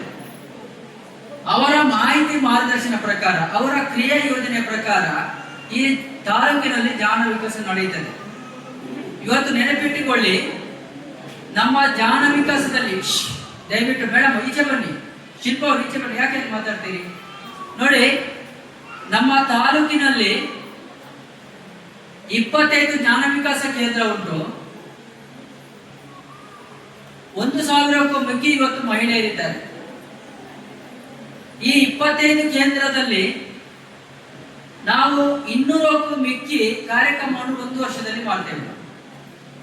ಇಡೀ 25 ಕೇಂದ್ರದ ಕಾರ್ಯಕ್ರಮ ಮಾಡಲಿಕ್ಕೆ ಅದರ ಬೇರೆ ಬೇರೆ ಸಂಪನ್ಮೂಲ ಇರ್ಬೋದು, ಅಥವಾ ವಾರ್ಷಿಕೋತ್ಸವ ಇರ್ಬೋದು, ತಾಲೂಕು ಕಾರ್ಯಕ್ರಮ, ಸ್ವಉದ್ಯೋಗ ತರಬೇತಿ, ಇದಕ್ಕೆಲ್ಲ ಹೇಮಾವತಿ ಹೆಗ್ಗಡೆ ಅವರು ಈ ಹೊನ್ನಾಳಿ ತಾಲೂಕಿಗೆ 2,25,000 ಅನುದಾನವನ್ನು ಕೊಡ್ತಾರೆ. ಈ ವರ್ಷ ಇಡೀ ಕಾರ್ಯಕ್ರಮ ನಾವು ಅದನ್ನು ಬಳಕೆಯನ್ನು ಮಾಡಿಕೊಂಡು ಈ ಕಾರ್ಯಕ್ರಮವನ್ನು ಅನುಷ್ಠಾನ ಮಾಡಬೇಕು. ಇದರ ಉದ್ದೇಶ ಏನಂದ್ರೆ, ಇವತ್ತು ಮಹಿಳೆ ಮನೆಯಲ್ಲಿ 4 ಗೋಡೆ ಇದ್ದಂತ ಮಹಿಳೆ ಇವತ್ತು ಸಮಾಜದಿಂದ ಹೊರಗೆ ಬಂದು, ಮನೆಯಿಂದ ಹೊರಗೆ ಬಂದು ಸಮಾಜದಲ್ಲಿ ಒಂದು ಆದರ್ಶ ವ್ಯಕ್ತಿಯಾಗಿ ಬದುಕಬೇಕು ದೃಷ್ಟಿಯಿಂದ ಜ್ಞಾನ ವಿಕಾಸ ಕಾರ್ಯಕ್ರಮವನ್ನು ಮಾಡಿದ್ದಾರೆ. ನೋಡಿ, ಧರ್ಮಸ್ಥಳ ಗ್ರಾಮಾಭಿವೃದ್ಧಿ ಯೋಜನೆಯಲ್ಲಿ ಜ್ಞಾನ ವಿಕಾಸ ಯಾಕೆ ಮಾಡಿದ್ದಾರೆ ಅಂದ್ರೆ ಮಹಿಳಾ ಸಬಲೀಕರಣಗೋಸ್ಕರನೇ ಮಾಡಿದ್ದಾರೆ. ಇವತ್ತು ನಾವು ನೋಡ್ತಾ ಇದ್ದೇವೆ, ಮಹಿಳಾ ಸಬಲೀಕರಣ ಆಗಬೇಕು, ಆರ್ಥಿಕ ಅಭಿವೃದ್ಧಿ ಆಗಬೇಕು, ಮಹಿಳೆ ಸ್ವಾವಲಂಬಿ ಜೀವನ ನಡೆಸಬೇಕು ಅಂತ ಮಹಿಳಾ ಸಬಲೀಕರಣಗೋಸ್ಕರವೇ ಜ್ಞಾನ ವಿಕಾಸ ಕೇಂದ್ರವನ್ನು ಮಾಡ್ತಾ ಇದ್ದೇವೆ. ಇವತ್ತು ನಮ್ಮ ಪ್ರತಿ ಕೇಂದ್ರದಲ್ಲಿ ಮಾಹಿತಿಯನ್ನು ಕೊಡ್ತೇವೆ, ಸಂಪನ್ಮೂಲ ವ್ಯಕ್ತಿ ಮಾಹಿತಿಯನ್ನು ಕೊಡ್ತಾ ಇದ್ದೇವೆ. ನಾವು ವರ್ಷಕ್ಕೊಮ್ಮೆ ಎಲ್ಲಾ ಜ್ಞಾನ ವಿಕಾಸವನ್ನು ಕೇಂದ್ರವನ್ನು ಕರೆಸಿ ಇವತ್ತು ತಾಲೂಕು ಮಟ್ಟದಲ್ಲಿ ವಿಚಾರಗೋಷ್ಠಿಯನ್ನು ಮಾಡ್ತಾ ಇದ್ದೇವೆ. ಕಳೆದ ವರ್ಷವೂ ಮಾಡಿದ್ದೇವೆ, ಈ ವರ್ಷವೂ ನಾವು ಮಾಡ್ತಾ ಇದ್ದೇವೆ. ಇವತ್ತು ಬಹಳ ಖುಷಿ ಆಗ್ತದೆ, ನೀವೆಲ್ಲ ಜ್ಞಾನ ವಿಕಾಸ ಇಡೀ ತಾಲೂಕಿನ ಹೊನ್ನಾಳಿ ತಾಲೂಕಿನ ಎಲ್ಲ ಕೇಂದ್ರದವರು ನೀವು ಬಂದಿದ್ದೀರಿ, ಸೇವಾ ಪ್ರತಿನಿಧಿ ಬಂದಿದ್ದೀರಿ. ಇವತ್ತು ಮಹಿಳಾ ಜ್ಞಾನ ವಿಕಾಸ ತಾಲೂಕು ಮಟ್ಟದ ವಿಚಾರಗೋಷ್ಠಿ ಕಾರ್ಯಕ್ರಮಕ್ಕೆ ಇವತ್ತಿನ ಈಗ ಸಭಾ ಕಾರ್ಯಕ್ರಮದ ಅಧ್ಯಕ್ಷತೆ ವಹಿಸಿದಂತ ಡಾಕ್ಟರ್ ಸುರೇಶ್ ಹೊಸಗೇರಿ, ಸ್ಥಾಪಕ ಅಧ್ಯಕ್ಷರು ಜನಜಾಗೃತಿ ವೇದಿಕೆ ದಾವಣಗೆರೆ. ಇವರು ಸಹ ನಮ್ಮ ಯೋಜನೆ ಎಲ್ಲ ಕಾರ್ಯಕ್ರಮದಲ್ಲಿ ಭಾಗವಹಿಸಿ, ಜ್ಞಾನಕಸ್ ಕಾರ್ಯಕ್ರಮದಲ್ಲಿ ಭಾಗವಹಿಸಿ ಆ ರೀತಿಯ ನಮಗೆ ಮಾಹಿತಿ ಮಾತ್ರ ಸಹಕಾರ ಸಪೋರ್ಟ್ ಕೊಡ್ತಾ ಇದ್ದಾರೆ. ಇವರು ವೇದಿಕೆಯಲ್ಲಿದ್ದಾರೆ. ಅದೇ ರೀತಿ ಇವತ್ತು ಬಹಳ ಮುಖ್ಯವಾಗಿ ನಮ್ಮ ನಿವೃತ್ತ ಸಹಾಯಕ ನಿರ್ದೇಶಕರು ಪಶುಪಾಲನೆ ಇಲಾಖೆ ಹೊನ್ನಾಳಿ ವಿಶ್ವನಟೇಶ್ವರ್ ಅವರು ಮೊನ್ನೆ ಸಹ ನಮ್ಮ ಜನಜಾಗೃತಿ ಕಾರ್ಯಕ್ರಮಕ್ಕೆ, ಗಾಂಧಿ ಜಯಂತಿ ಕಾರ್ಯಕ್ರಮ ಬಂದು ತುಂಬಾ ಮಾಹಿತಿಯನ್ನು ಕೊಟ್ಟಿದ್ದಾರೆ. ಅದೇ ರೀತಿ ಸ್ವಾತಂತ್ರ್ಯ ಕಾರ್ಯಕ್ರಮಕ್ಕೆ ಬಂದು ಮಾಹಿತಿಯನ್ನು ಕೊಡ್ತಾರೆ. ಇವತ್ತು ಸಹ ಮಹಿಳೆಯರಿಗೆ ಒಳ್ಳೆ ರೀತಿಯಲ್ಲಿ ಹಿತನುಡಿಯನ್ನು ಕೊಡುವಂತ ಕೆಲಸವನ್ನು ಮಾಡಿದ್ದಾರೆ. ಅದೇ ರೀತಿ ಬಹಳ ಮುಖ್ಯವಾಗಿ ನಮ್ಮ ರಾಷ್ಟ್ರಪತಿಯಿಂದ ರಾಷ್ಟ್ರ ಪ್ರಶಸ್ತಿ ಪುರಸ್ಕೃತರಾದ ಪ್ರಾಥಮಿಕ ಆರೋಗ್ಯ ಸುರಕ್ಷಾ ಅಧಿಕಾರಿ ಹೊನ್ನಾಳಿ ಶ್ರೀಮತಿ ನಾಗರತ್ನ ಟಿ ಅವರು ಜ್ಞಾನ ವಿಕಾಸಕ್ಕೆ ಹಳ್ಳಿಯಲ್ಲಿ ಜ್ಞಾನ ವಿಕಾಸಕ್ಕೆ ಬಂದು ಮಾಹಿತಿಯನ್ನು ಕೊಡ್ತಾ ಇದ್ದಾರೆ. ಆರೋಗ್ಯದ ಬಗ್ಗೆ, ಮಹಿಳೆಯರ ಬಗ್ಗೆ ಎಲ್ಲ ಜಾಗೃತಿಯನ್ನು ಕೊಡ್ತಾ ಇದ್ದಾರೆ. ಇವತ್ತು ವೇದಿಕೆಯಲ್ಲಿ ಬಂದು ಅವರು ಮಾಹಿತಿಯನ್ನು ಕೊಟ್ಟಿದ್ದಾರೆ. ಅದೇ ರೀತಿ ಸಂಪನ್ಮೂಲ ವ್ಯಕ್ತಿಯಾದಂತಹ ಶ್ರೀಮತಿ ವನಜಾಕ್ಷಮ್ಮ ಉಪನ್ಯಾಸಕರು ಕಾಲೇಜು ಶಾಶ್ವಲ್ಲಿ ಇವರು ಸಹ ಬಹಳ ಚೆನ್ನಾಗಿ ಇವತ್ತು ಕುಟುಂಬ ಮತ್ತು ಉತ್ತಮ ಸಮಾಜ ನಿರ್ವಹಣೆ ಮಹಿಳೆಯರ ಪಾತ್ರ ಅಂತ ಬಹಳ ಚೆನ್ನಾಗಿ ಇವತ್ತು ಮಾಹಿತಿಯನ್ನು ಕೊಟ್ಟಿದ್ದಾರೆ. ನಾವಿವತ್ತು ವೇದಿಕೆಯಲ್ಲಿ ಇವತ್ತು ಜಾಸ್ತಿ ಮಹಿಳೆಯರು ಇರಬೇಕಿತ್ತು, ಆದ್ರೆ ನಾವು ಮಹಿಳೆಯರಿಗೆ ಫಸ್ಟ್ ಮಾತಾಡಲಿಕ್ಕೆ ಕೊಟ್ಟಿದ್ದೇವೆ ನಾವು. ಯಾಕಂದ್ರೆ ಜ್ಞಾನ ವಿಕಾಸ ಕಾರ್ಯಕ್ರಮ ಆಗಿರುವುದರಿಂದ ನಾವು ಪುರುಷರು ಸ್ವಲ್ಪ ಕಡಿಮೆ ಮಾತಾಡುದು. ಇವತ್ತು ಮಹಿಳೆಯರೇ ಜಾಸ್ತಿ ಮಾತಾಡಬೇಕು ಅಂತ ನಾವು ಇಲ್ಲಿ ಕೊಟ್ಟಿದ್ದೇವೆ. ಆದ್ದರಿಂದ ಅವರು 2 ಜನ ಬಹಳ ಚೆನ್ನಾಗಿ ನಮಗೆ ಮಹಿಳೆಯರು ಮಾಹಿತಿ ಮಾರ್ಗದರ್ಶನ ಕೊಟ್ಟಿದ್ದಾರೆ. ದಯವಿಟ್ಟು ನಾನು ಎಲ್ಲರಲ್ಲಿ ವಿನಂತಿ ಮಾಡುವಂತದ್ದು, ಇಲ್ಲಿ ಕುಳಿತವರು ನೀವು ಏನ್ ಮಾಡಬೇಕು ಅಂತಾದ್ರೆ, ನಾವು ಯಾವಾಗಲೂ 3 ವಿಚಾರವನ್ನು ಅನುಷ್ಠಾನ ಮಾಡಬೇಕು ಅಂತ ಹೇಳ್ತೇವೆ. ಏನು? ಸರಿಯಾಗಿ ಕೇಳಿಸಿಕೊಳ್ಬೇಕು, ಅರ್ಥ ಮಾಡಿಕೊಳ್ಬೇಕು, ಅನುಷ್ಠಾನ ಮಾಡಬೇಕು ಅಂತ. ಒಮ್ಮೆ ಜೋರಾಗಿ ಹೇಳಿ, ಏನ್ ಮಾಡ್ಬೇಕು? 1ನೇದು ಯಾವುದು? ಕೇಳಿಸ್ಕೊಳ್ಬೇಕು. 2ನೇದು ಅರ್ಥ ಮಾಡಿಕೊಳ್ಬೇಕು. 3ನೇದು ಅನುಷ್ಠಾನ. ಅಂದ್ರೆ ನೀವು ನಿಮ್ಮ ಮನೆಯಲ್ಲಿ ಅನುಷ್ಠಾನ ಮಾಡಬೇಕು, ನೀವು ನಿಮ್ಮ ಇತರ ಕೆಲಸವನ್ನು ಮಾಡಬೇಕು. ಕೆಲವರು ಏನ್ ಮಾಡ್ತಾರೆ, ಕೇಳಿಸ್ಕೊಳ್ಳೋದಿಲ್ಲ, ಮತ್ತೆ ಅರ್ಥ ಮಾಡಿಕೊಳ್ಳಲು ಮರೆತು ಬಿಡ್ತೀರಿ, ಮತ್ತೆ ಮನೆಯಲ್ಲಿ ಹೋಗಿ ಏನು ಇಲ್ಲ ಅಂತ ಹೇಳ್ತೀರಿ. ಆ ರೀತಿ ಆಗಬಾರ್ದು. ಯೋಜನೆ ಎಲ್ಲ ಕಾರ್ಯಕ್ರಮ ಮೇಡಮ್ ಹಾಗೆ ಹೇಳಿದ್ರು, ಅವರು ಶಿಸ್ತು, ಸಂಸ್ಕಾರ, ಸಂಸ್ಕೃತಿಯನ್ನು ಕಾಣಿಸಿಕೊಳ್ಬೇಕು, ಅಳವಡಿಸಿಕೊಳ್ಬೇಕು ಅಂತ ನಾವು ಹೇಳ್ತಾ ಇದ್ದೇವೆ. ಆದ್ದರಿಂದ ಇವತ್ತು ಬಹಳ ಖುಷಿಯಾಗಿದೆ. ಮುಖ್ಯವಾಗಿ ಯೋಜನಾಧಿಕಾರಿ ಇದ್ದಾರೆ, ಮೇಲ್ವಿಚಾರಕರಿದ್ದೀರಿ, ಶಿಲ್ಪಾ ಮೇಡಮ್ ಸಮನ್ವಯಾಧಿಕಾರಿ, ಬಂದಿರತಕ್ಕಂತ ಎಲ್ಲ ಜ್ಞಾನ ವಿಕಾಸ ಕೇಂದ್ರದ ಸರ್ವ ಸದಸ್ಯರಿಗೂ ಧರ್ಮಸ್ಥಳದ ವತಿಯಿಂದ ಭಕ್ತಿಯ ಸುಸ್ವಾಗತ, ದೊಡ್ಡ ಚಪ್ಪಲೆ ಮೂಲಕ ಸ್ವಾಗತವನ್ನು ಮಾಡ್ತೀವಿ. ಇವತ್ತು ಗಮನಿಸಬೇಕು, ಜ್ಞಾನ ಬಹಳ ಪ್ರಮುಖವಾಗಿ ನಾವು ಒತ್ತು ಕೊಡುವಂತದ್ದು ಯಾವುದಂದ್ರೆ ರಂಗೋಲಿ. ಇವತ್ತು 5 ನಾವು ಬೆಳಿಗ್ಗೆ ಹೇಳ್ತೇವೆ, ಪ್ರತಿ ಜ್ಞಾನ ವಿಕಾಸ ಕೇಂದ್ರ ಸದಸ್ಯರಲ್ಲಿ, ಸ್ವಸಹಾಯ ಸಂಘ ಸದಸ್ಯರಲ್ಲಿ ಇವತ್ತು ರಂಗೋಲಿ ಕಡ್ಡಾಯವಾಗಿ ಹಾಕಬೇಕು. ಇವತ್ತು ರಂಗೋಲಿ ಕಡ್ಡಾಯವಾಗಿ ಹಾಕಬೇಕು ಅಂತ ಆಗುವಾಗ ಏನಾಗ್ತದೆ, ಮಹಿಳೆಯರು ಬೆಳಿಗ್ಗೆ ಎದ್ದು ಸ್ವಚ್ಛತೆ ಮಾಡ್ತಾರೆ, ನೀರ್ ಹಾಕ್ತಾರೆ, ಸೆಗಣಿ ಸಾಡ್ತಾರೆ, ರಂಗೋಲಿ ಹಾಕ್ತಾ ಇದ್ದಾರೆ.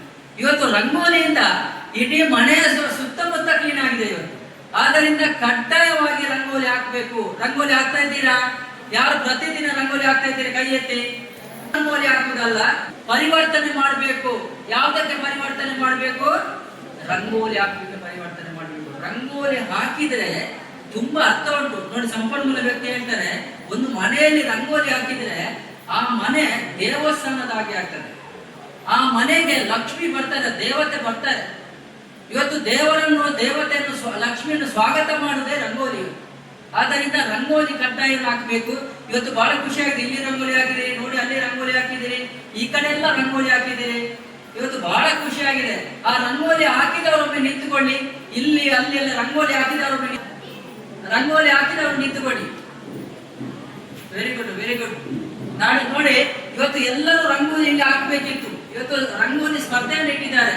ದಯವಿಟ್ಟು ಇವತ್ತು ರಂಗೋಲಿ ಇವರು ಹಾಕಿದ್ದಾರೆ, ಕುಳಿತವರು ಅವರಿಗೆ ದೊಡ್ಡ ಚಪ್ಪಲೆ ಕೊಡಿ. ಓಕೆ, ಹಾಕಿದ್ದೇನೆ. ಇನ್ನೊಂದೇನಂದ್ರೆ ಕರಕುಶಲ ವಸ್ತು ಪ್ರದರ್ಶನ ಅಂತ. ನಾವು ಬೇರೆ ಬೇರೆ ಏನಂದ್ರೆ ಕರಕುಶಲ ನೀವು ತಯಾರು ಮಾಡ್ತಾ ಇದ್ದೀರಿ. ಇಲ್ಲಿ ಉದಾಹರಣೆಗೆ ನೋಡಿ, ಇಲ್ಲಿ ಒಂದು ಬ್ಯಾಗ್ ಮಾಡಿದ್ದಾರೆ ನೋಡಿ, ವೈರ್ ನೆಟ್ ಬ್ಯಾಗ್. ಯಾರು ಮಾಡಿದ್ರು ನಿಂತುಕೊಳ್ಳಿ. Madam very good. Wire net bag ಮಾಡಿದ್ದಾರೆ.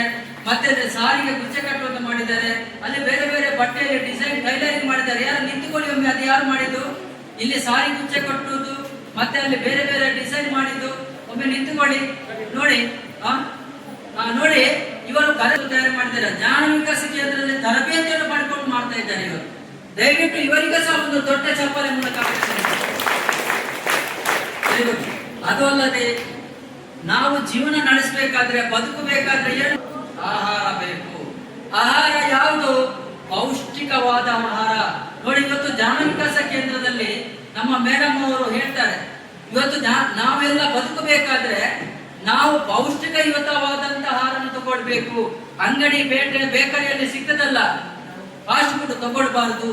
ನಾವು ಮನೆಯಲ್ಲಿ ತಯಾರಿ ಮಾಡಿಕೊಂಡು ಆಹಾರವನ್ನು ತಗೊಳ್ಬೇಕು. ಇವತ್ತೆಲ್ಲ ಮಹಿಳೆಯರು ಬೆಳಿಗ್ಗೆ ಬೇಗ ಎದ್ದು ಇವತ್ತು ತುಂಬಾ ಪೌಷ್ಟಿಕ ತಯಾರು ಮಾಡಿಕೊಂಡು ಬಂದಿದ್ದೀವಿ ಅಲ್ಲ. ಇವತ್ತು ರಾಗಿ ಇರ್ಬೋದು, ಜೋಳ ಇರ್ಬೋದು, ಇವತ್ತು ರೊಟ್ಟಿ, ಅದು ಇದು ಬೇರೆ ಬೇರೆ ಪೌಷ್ಟಿಕವನ್ನು ತಯಾರು ಮಾಡಿಕೊಂಡು. ಯಾರೆಲ್ಲ ಬಂದಿದ್ರು ಒಮ್ಮೆ ನಿಂತುಕೊಳ್ಳಿ. ಅಲ್ಲಿ ಯಾರೆಲ್ಲ ಅದನ್ನು ತಂದಿದ್ದೀರಿ ನಿಂತುಕೊಳ್ಳಿ. Very good, very good.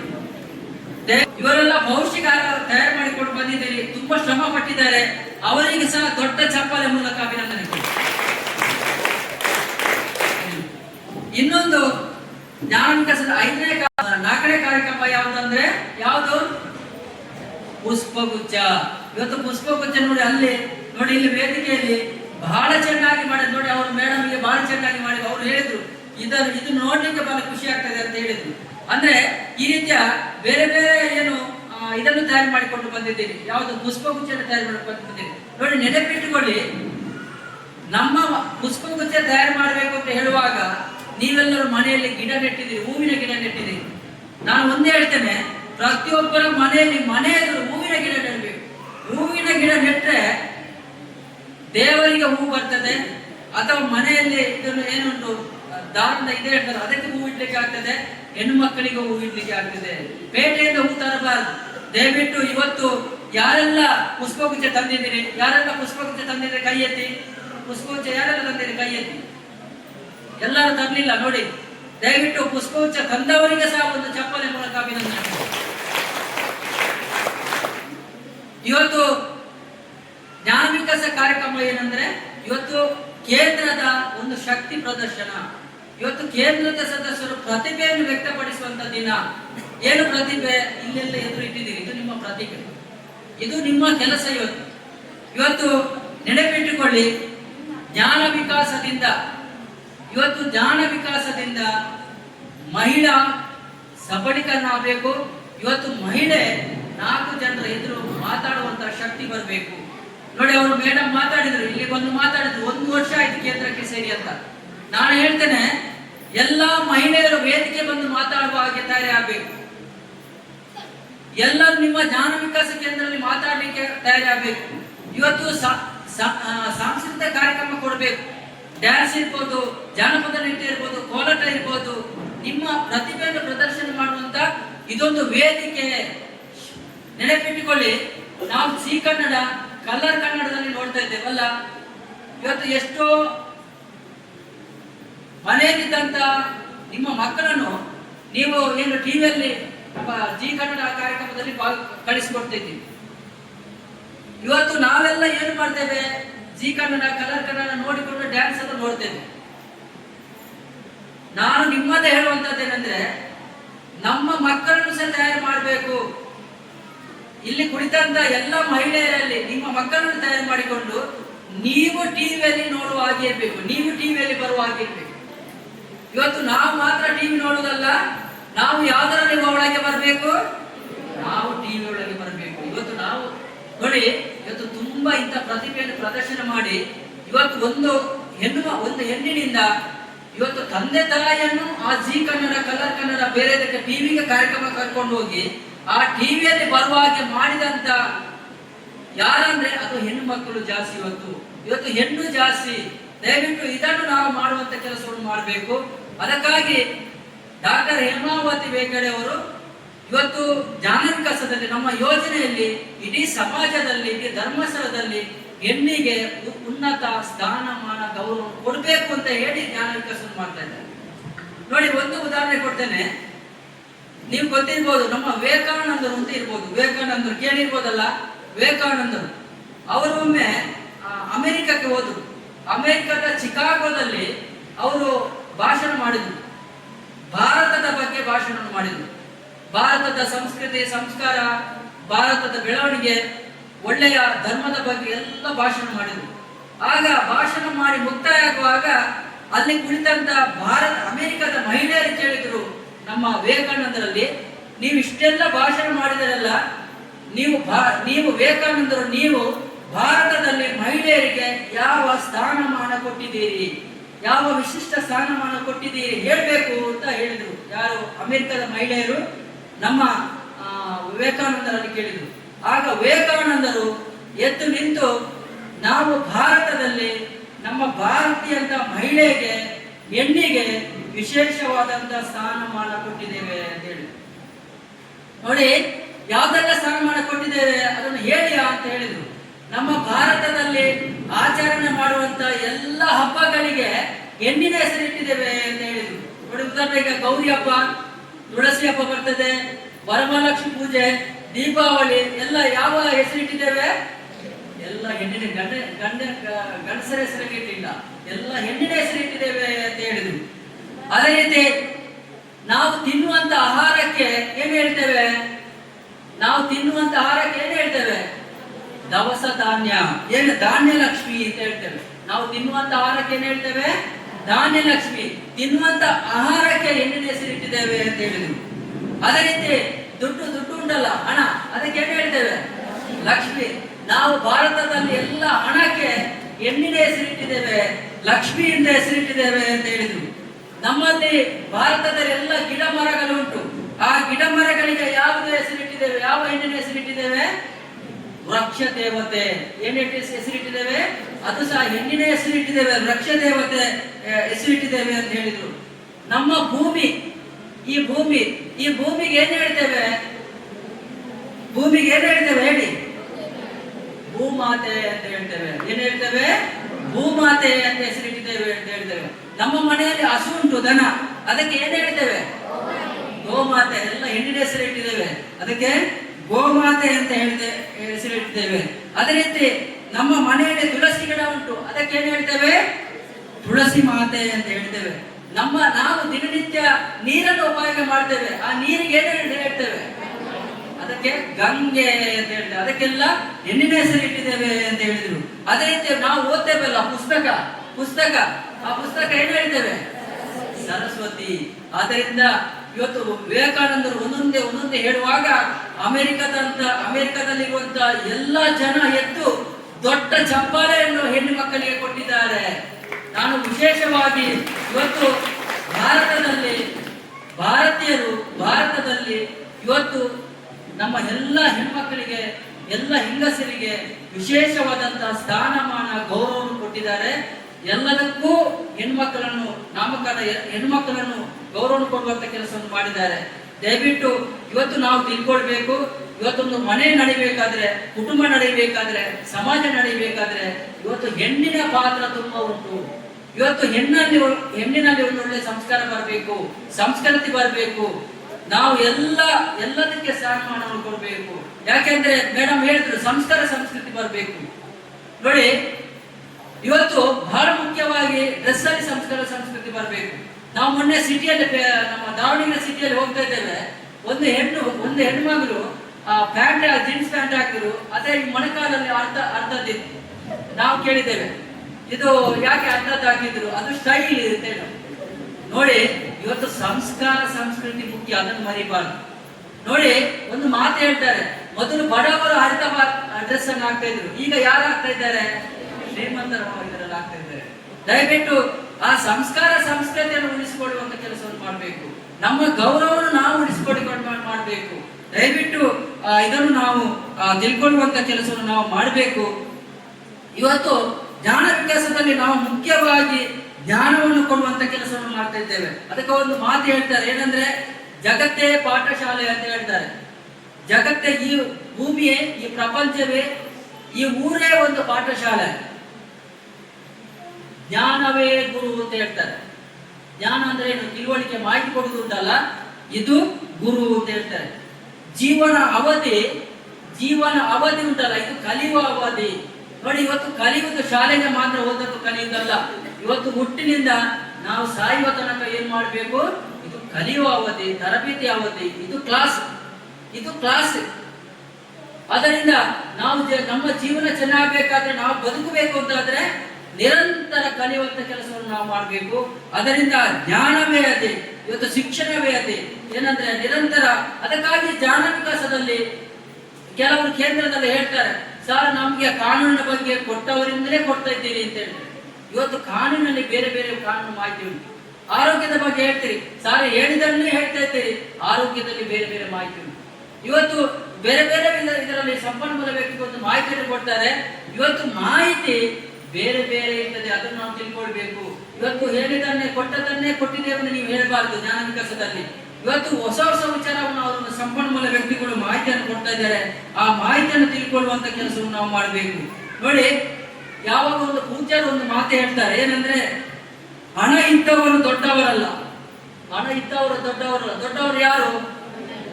ಒಳ್ಳೆಯ ಗುಣ ಇದ್ದವರು ದೊಡ್ಡವರು. ನೆನಪಿಟ್ಟುಕೊಳ್ಳಿ, ನಮ್ಮಲ್ಲಿ ಒಳ್ಳೆಯ ಸಂಸ್ಕಾರ, ಸಂಸ್ಕೃತಿ, ಗುಣ ಮುಖ್ಯವಾಗಿ ಬೇಕು. ನಮ್ಮಲ್ಲಿ ಒಳ್ಳೆಯ ಗುಣನಡತೆ ಮುಖ್ಯವಾಗಿ ಬೇಕು. ಅವರು ಹೇಳಿದ್ರು, ಜ್ಞಾನಕ್ಕಿಂತ ಗುಣನಡತೆ ಮುಖ್ಯವಾಗಿ ಬೇಕು ಅಂತ. ಒಳ್ಳೆಯ ಗುಣನಡತೆ ಇದಿದ್ರೆ ನಮ್ಮಲ್ಲಿ ಒಳ್ಳೆ ರೀತಿಯಲ್ಲಿ ಸಂಸ್ಕಾರ, ಸಂಸ್ಕೃತಿ ಬರ್ಲಿಕ್ಕೆ ಸಾಧ್ಯತೆ ಉಂಟು.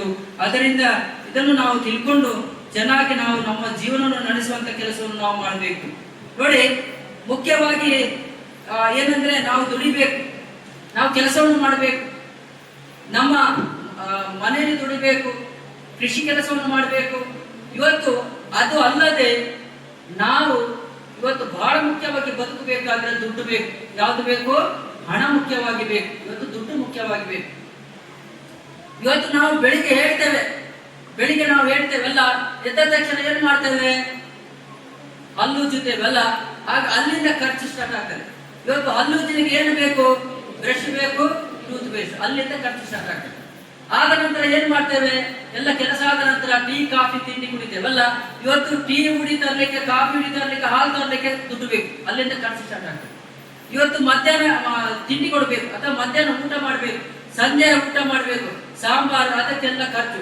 ನೋಡಿ, ಇವತ್ತು ಬೆಳಿಗ್ಗೆಯಿಂದ ಸಂಜೆ ತನಕ ಮನೆಯಲ್ಲಿ ಖರ್ಚು ಖರ್ಚು ಖರ್ಚು ಖರ್ಚು. ಇವತ್ತು ಎಲ್ಲದಕ್ಕೂ ಖರ್ಚು ಅಲ್ಲ, ಎಲ್ಲದಕ್ಕೂ ಹಣ ಬೇಕು, ಎಲ್ಲದಕ್ಕೂ ಖರ್ಚು ಖರ್ಚು. ಇವತ್ತು ಮನೆಯಲ್ಲಿ ಎಷ್ಟು ಖರ್ಚು ಮಾಡ್ತೇವೆ, ಅದಕ್ಕಿಂತ ಜಾಸ್ತಿ ಇನ್ಕಮ್ ಮಾಡಬೇಕು, ಆದಾಯ ತೆಗಿಬೇಕು. ಇವತ್ತು ಇನ್ಕಮ್ ಇಲ್ಲ, ಇವತ್ತು ಆದಾಯ ಇಲ್ಲ. ಅದು ಅಲ್ಲದೆ ಕೆಲವರು ಮನೆಯಲ್ಲಿ ಏನ್ ಮಾಡ್ತಾರೆ, ಗಂಡಸರು ಇದ್ರೆ ಸ್ವಲ್ಪ ದುಶ್ಚಟ, ದುರಭ್ಯಾಸ, ಪಾನ್ ಬರಕ್ಕಾಗಲ್ಲ. ಅದರಿಂದ ಆ ರೀತಿ ಇದ್ರೆ ಮತ್ತೆ ಡಬಲ್ ಖರ್ಚು, ಜಾಸ್ತಿ ಖರ್ಚು ಬರ್ತದೆ. ಅದಕ್ಕಾಗಿ ನಾವು ಮಹಿಳೆಯರಲ್ಲಿ ನಿಮ್ಮಲ್ಲಿ ಹೇಳುವಂಥದ್ದು ಏನಂದ್ರೆ, ನೀವು ಜ್ಞಾನ ವಿಕಾಸದಲ್ಲಿ ನೀವು ಕೇಂದ್ರದಲ್ಲಿ ಇದ್ದೀರಿ, ನೀವು ಮುಖ್ಯವಾಗಿ ನೀವು ಕೆಲಸವನ್ನು ಮಾಡ್ತೀರಿ, ಮನೆಯ ಕೆಲಸ ಮಾಡ್ತೀರಿ, ಕೆಲವು ಕೂಲಿ ಕೆಲಸ ಹೋಗ್ತೀರಿ, ಅದರೊಟ್ಟಿಗೆ ಉಪಕಸುಬು ಮಾಡಬೇಕು. ಯಾವುದು ಮಾಡಬೇಕು? ಉಪಕಸುಬು ಮಾಡಬೇಕು. ಟೈಲರಿಂಗ್ ನೋಡಿ, ನಮ್ಮ ಯೋಜನೆಯಲ್ಲಿ ನಾವು ಪ್ರತಿ ವರ್ಷ ಟೈಲರಿಂಗ್ ಕ್ಲಾಸ್ ಕೊಡ್ತೇವೆ. ನಾವು ಕಳೆದ ವರ್ಷ ಕೊಟ್ಟಿದ್ದೇವೆ. ಎಲ್ಲಿ ಕೊಟ್ಟದ್ದು ಮೇಡಮ್? ಎಲ್ಲಿ? ಎಷ್ಟು ಜನರಿಗೆ ಕೊಟ್ಟಿದ್ದೇವೆ?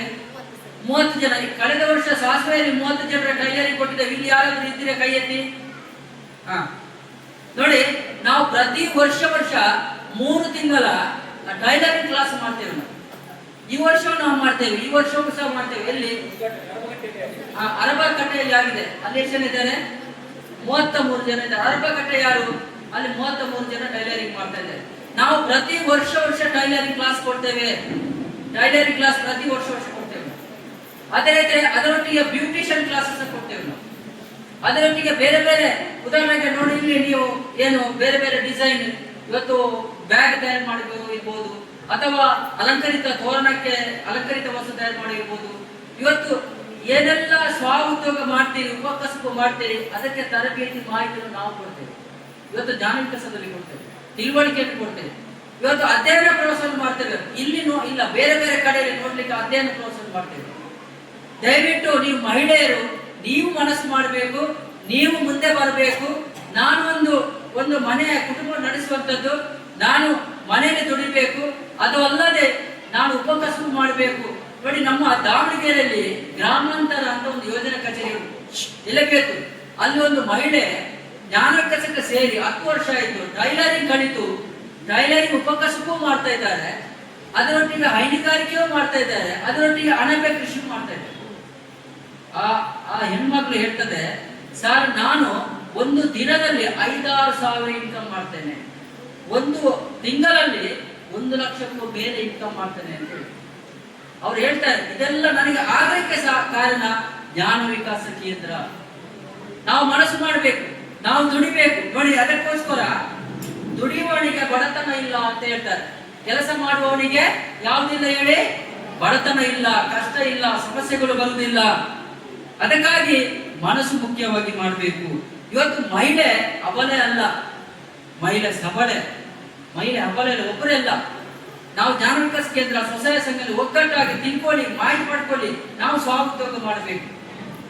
ಇವತ್ತು ತೊಟ್ಟಿಲನ್ನು ತೂಗುವಂತ ಕೈಗಳು ಜಗತ್ತನ್ನೇ ತೂಗಬಲ್ಲದು ಅಂತ. ಅಂದ್ರೆ ಇವತ್ತು ಮಹಿಳೆ ನೀವು ಒಬ್ಬರಲ್ಲ, ನಿಮಗೆ ಸಪೋರ್ಟ್ ಸಹಕಾರ ನಾವು ಮಾಡ್ತೇವೆ. ನಮ್ಮ ವೇದಿಕೆಯಲ್ಲಿ ಇರುವಂತ ಜನಜಾಗೃತಿಯವರು ನಾವು ನಿಮಗೆ ಸಪೋರ್ಟ್ ಮಾಡ್ತೇವೆ. ನಮ್ಮ ಯೋಜನಾಧಿಕಾರಿ ಸೇವಾ ಪತ್ನಿ ಸಪೋರ್ಟ್ ಮಾಡ್ತಾರೆ, ಸಹಕಾರವನ್ನು ಕೊಡ್ತಾರೆ.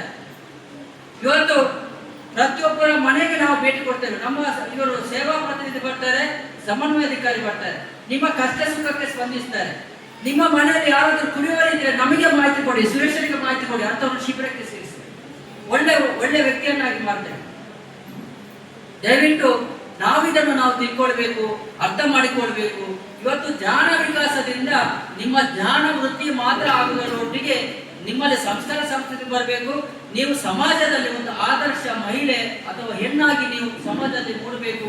ನಿಮ್ಮಲ್ಲಿ ನೀವು ಸಬಲೀಕರಣ ಆಗುವಂತ ಕೆಲಸವನ್ನು ಮಾಡಬೇಕು. ಸಮಾಜದಲ್ಲಿ ಒಳ್ಳೆ ವ್ಯಕ್ತಿಯಾಗಿ ಮಾಡಬೇಕು ಅಂತ ಹೇಮಾವತಿ ವಿವೇಕಾನಂದರು ಆಗಾಗ ಮಾಹಿತಿಯನ್ನು ಕೊಡ್ತಾರೆ.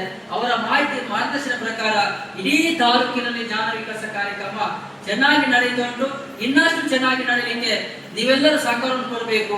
ನಮ್ಮ ಸೇವಾ ಪ್ರತಿನಿಧಿ ನಿಂತುಕೊಳ್ಳಿ, ಒಮ್ಮೆ ಸೇವಾ ಪ್ರತಿನಿಧಿಗಳು ಒಮ್ಮೆ ಯಾರು ನಿಂತುಕೊಳ್ಳಿ ನೋಡಿ. ಸೇವಾ ಪ್ರತಿನಿಧಿ ಇದ್ದಾರೆ, ನಿಮ್ಮ ಕೇಂದ್ರಕ್ಕೆ ಬರ್ತಾರೆ, ನಿಮಗೆ ಮಾಹಿತಿ ಕೊಡ್ತಾರೆ. ನೀವು ಕೇಂದ್ರವನ್ನು ಮಾಡಿ ಅಂತ ಹೇಳ್ತಾರೆ, ಸ್ವ ಉದ್ಯೋಗ ಮಾಡಿ ಅಂತ ಹೇಳ್ತಾರೆ. ದಯವಿಟ್ಟು ಅವರು ಹೇಳಿದಂತ ಮಾಹಿತಿಯನ್ನು ಅನುಸರಣೆ ಮಾಡಬೇಕು. ಅವರು ರಾತ್ರಿ ಅವರ ಕೆಲಸವನ್ನು ಮಾಡ್ತಾರೆ, ನಿಮ್ಮ ಕೇಂದ್ರಕ್ಕೆ ಬರ್ತಾರೆ, ಮಾಹಿತಿಯನ್ನು ಕೊಡ್ತಾರೆ, ಸಂಪನ್ಮೂಲ ವ್ಯಕ್ತಿಯನ್ನು ಕರೆಸ್ತಾರೆ. ಅವರು ದಯವಿಟ್ಟು ನೀವು ಕೇಂದ್ರವನ್ನು ನಡೆಸಬೇಕು, ಕೇಂದ್ರಕ್ಕೆ ಬರಬೇಕು, ಯೂನಿಫಾರ್ಮ್ ಹಾಕಬೇಕು, ಶಿಸ್ತು ಬೇಕು, ಸಂಸ್ಕಾರ ಬೇಕು. ಇದೆಲ್ಲ ಹೇಮಾವತಿ ಬೇಕಾದ್ರೆ ಅವರಿಗೆ ನಾವು ಮಾಹಿತಿಯನ್ನು ಕೊಡ್ತೇವೆ.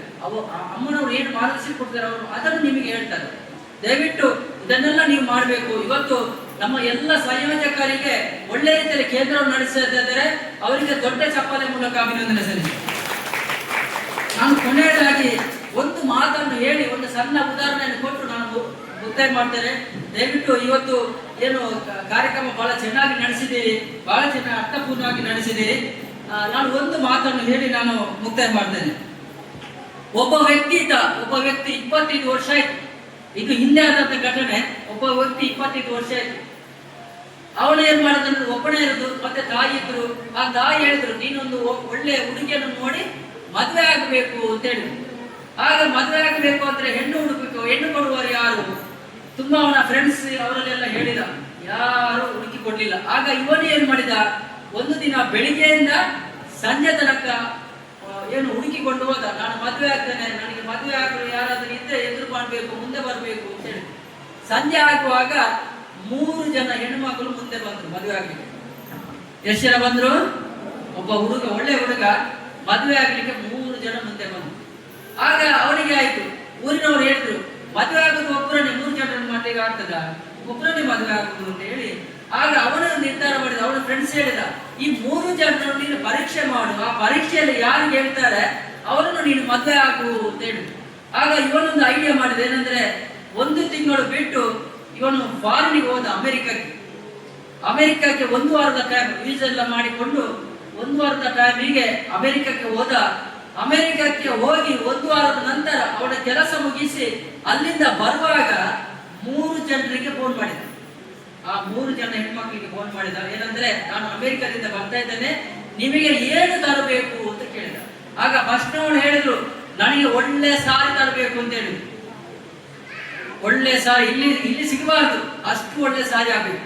ಎರಡನೇವಳು ಹೇಳಿದ್ರು, ನನಗೆ ಒಳ್ಳೆ ಮೊಬೈಲ್ ತರಬೇಕು, ಇಲ್ಲಿ ಭಾರತದಲ್ಲಿ ಸಿಗಬಾರ್ದು ಅಂತ ಒಳ್ಳೆ ಮೊಬೈಲ್ ತರಬೇಕು ಅಂತ ಹೇಳಿ. 3ನೇವಳು ಹೇಳಿದ್ರು, ನೀವು ಯಾವುದೂ ತರೋದು ಬೇಡ, ನೀವು ಸೇಫ್ ಆಗಿ ಮನೆಗೆ ಬನ್ನಿ ಅಂತ ಹೇಳಿ. ಫಸ್ಟ್ನವಳಿಗೆ ಮೊಬೈಲ್ ತಂದ್ರು, ಮೊಬೈಲ್ ಕೊಟ್ಲು. 2ನೇವರಿಗೆ ಸಾರಿ ಕೊಟ್ಲು. ಅವ ಬಂದದ್ದು ಸೀದಾ ನಮ್ಮ 3ನೇ ಅವಳು ಏನಿದ್ದಾಳೆ ಅವಳು ನೋಡಿಕೊಂಡು ಮದುವೆ. ಅರ್ಥ ಆಯ್ತಾ? ಇವತ್ತು ಮೊಬೈಲ್ ಸಹಾಯ ತಗೊಂಡಂತ 2 ಜನ ಇದ್ದಾರಲ್ಲ, ಅವರಿಗೆ ಹುಡುಗ ಬೇಡ, ಅವರಿಗೆ ಗಂಡು ಬೇಡ, ಯಾವ್ದು ಬೇಕಿತ್ತು? ಮೊಬೈಲ್ ಮೊಬೈಲ್ ಮಾತ್ರ ಸಾರಿ. ಅಲ್ಲ, ಮೂರನೇ ಅವಳಿಗೆ ಯಾವುದು ಬೇಕಿತ್ತು? ನಿನಗೆ ಯಾವುದು ಸಂಪತ್ತು ಬೇಡ, ಯಾವ್ದು ಆಸ್ತಿ ಬೇಡ, ನನಗೆ ನೀವೇ ಮುಖ್ಯವಾಗಿ ಬೇಕು ಅಂತ ಹೇಳಿದ್ರು. ನೋಡಿ, ಇವತ್ತು ನಾವು ಆಸೆ ಪಡಬಾರದು, ಇವತ್ತು ನಮ್ಮಲ್ಲಿ ಅಹಂಕಾರ ಇರಬಾರದು. ನಮ್ಮಲ್ಲಿ ಚಿನ್ನ ಅದು ಇದು ಅಂತ ನಾವು ಆಸೆ ಪಟ್ರೆ ನಾವೇ ಒಂದು ದಿನ ಗುಂಡಿಗೆ ಬೀಳ್ತದೆ. ನಮ್ಮಲ್ಲಿ ಒಳ್ಳೆ ಸಂಸ್ಕಾರ, ಸಂಸ್ಕೃತಿ, ಗೌರವ, ಸಂಪತ್ತು ಮತ್ತೆ ದೇವರು ಕೊಡ್ತಾರೆ ನಮಗೆ. ಯಾವಾಗಲೂ ಆಸೆ ಪಡಬಾರದು, ದುರಾಂಕಾರ ಇರಬಾರ್ದು.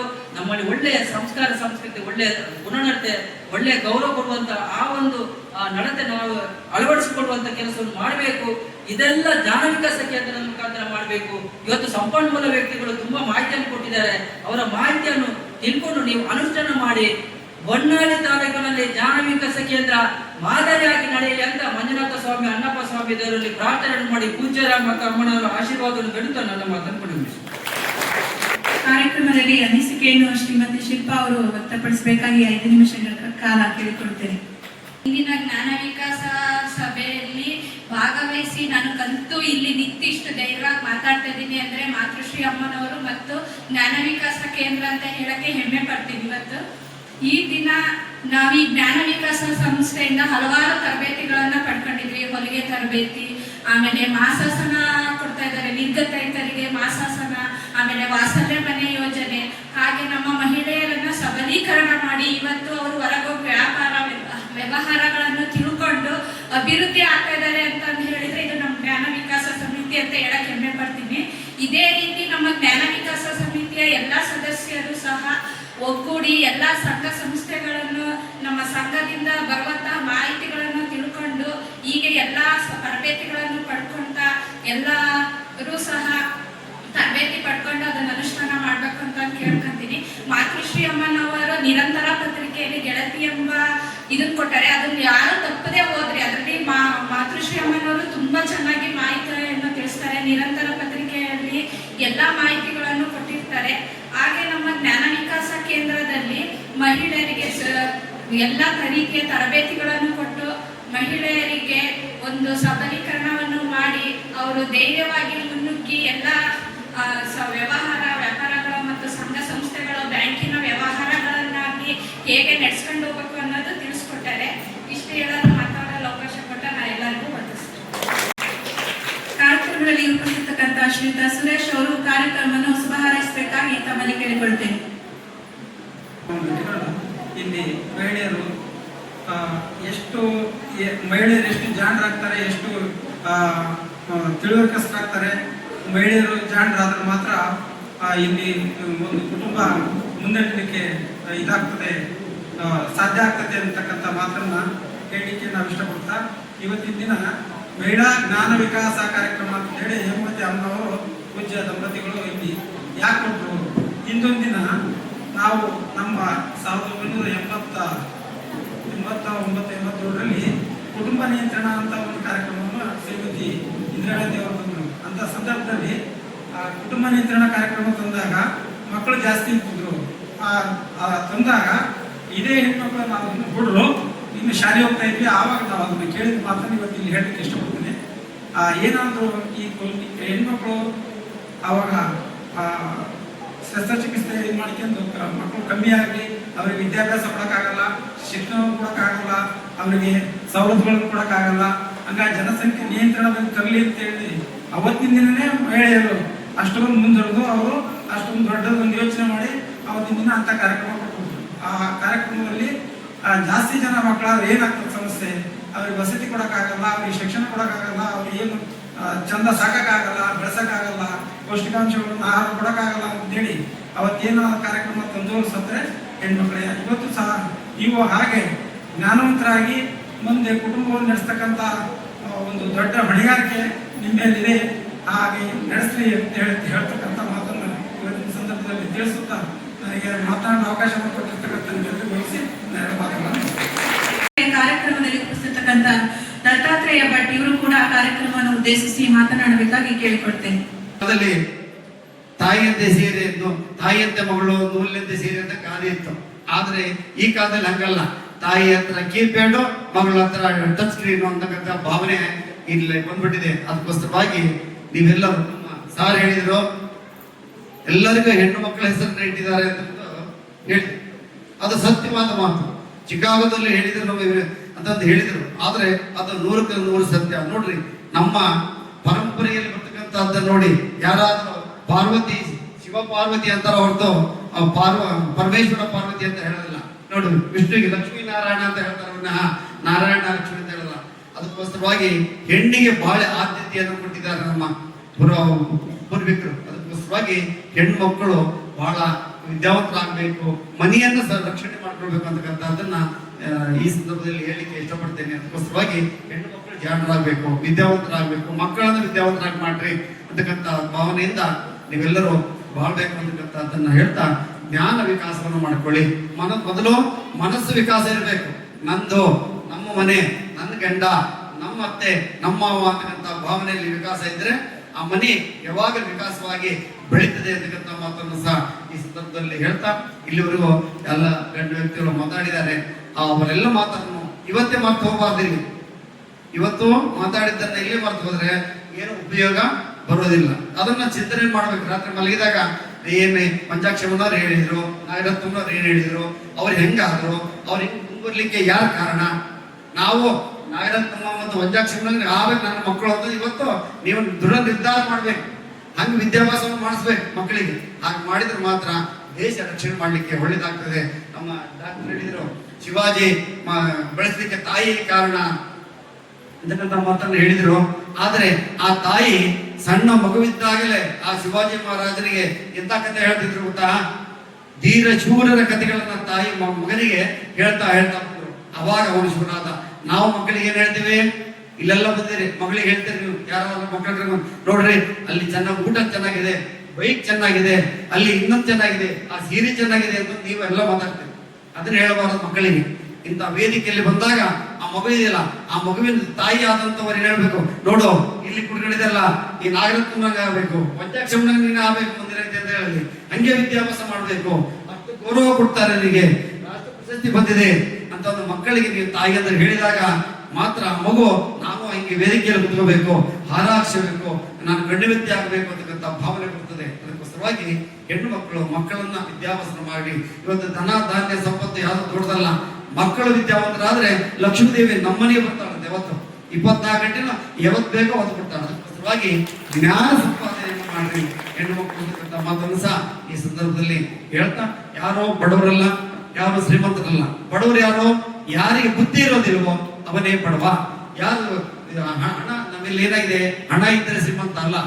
ಗುಣ ಮತ್ತು ಬುದ್ಧಿಯನ್ನ ನೀವು ಯಾವತ್ತು ಜ್ಞಾನವನ್ನು ಸಂಪಾದನೆ ಮಾಡಿ ಅಂತಕ್ಕಂಥ ಮಾತನ್ನು ಸಹ ಈ ಸಂದರ್ಭದಲ್ಲಿ ಹೇಳ್ತಾ, ಜ್ಞಾನವನ್ನು ವಿಕಾಸವನ್ನು ಮಾಡಿಕೊಳ್ಳಿ.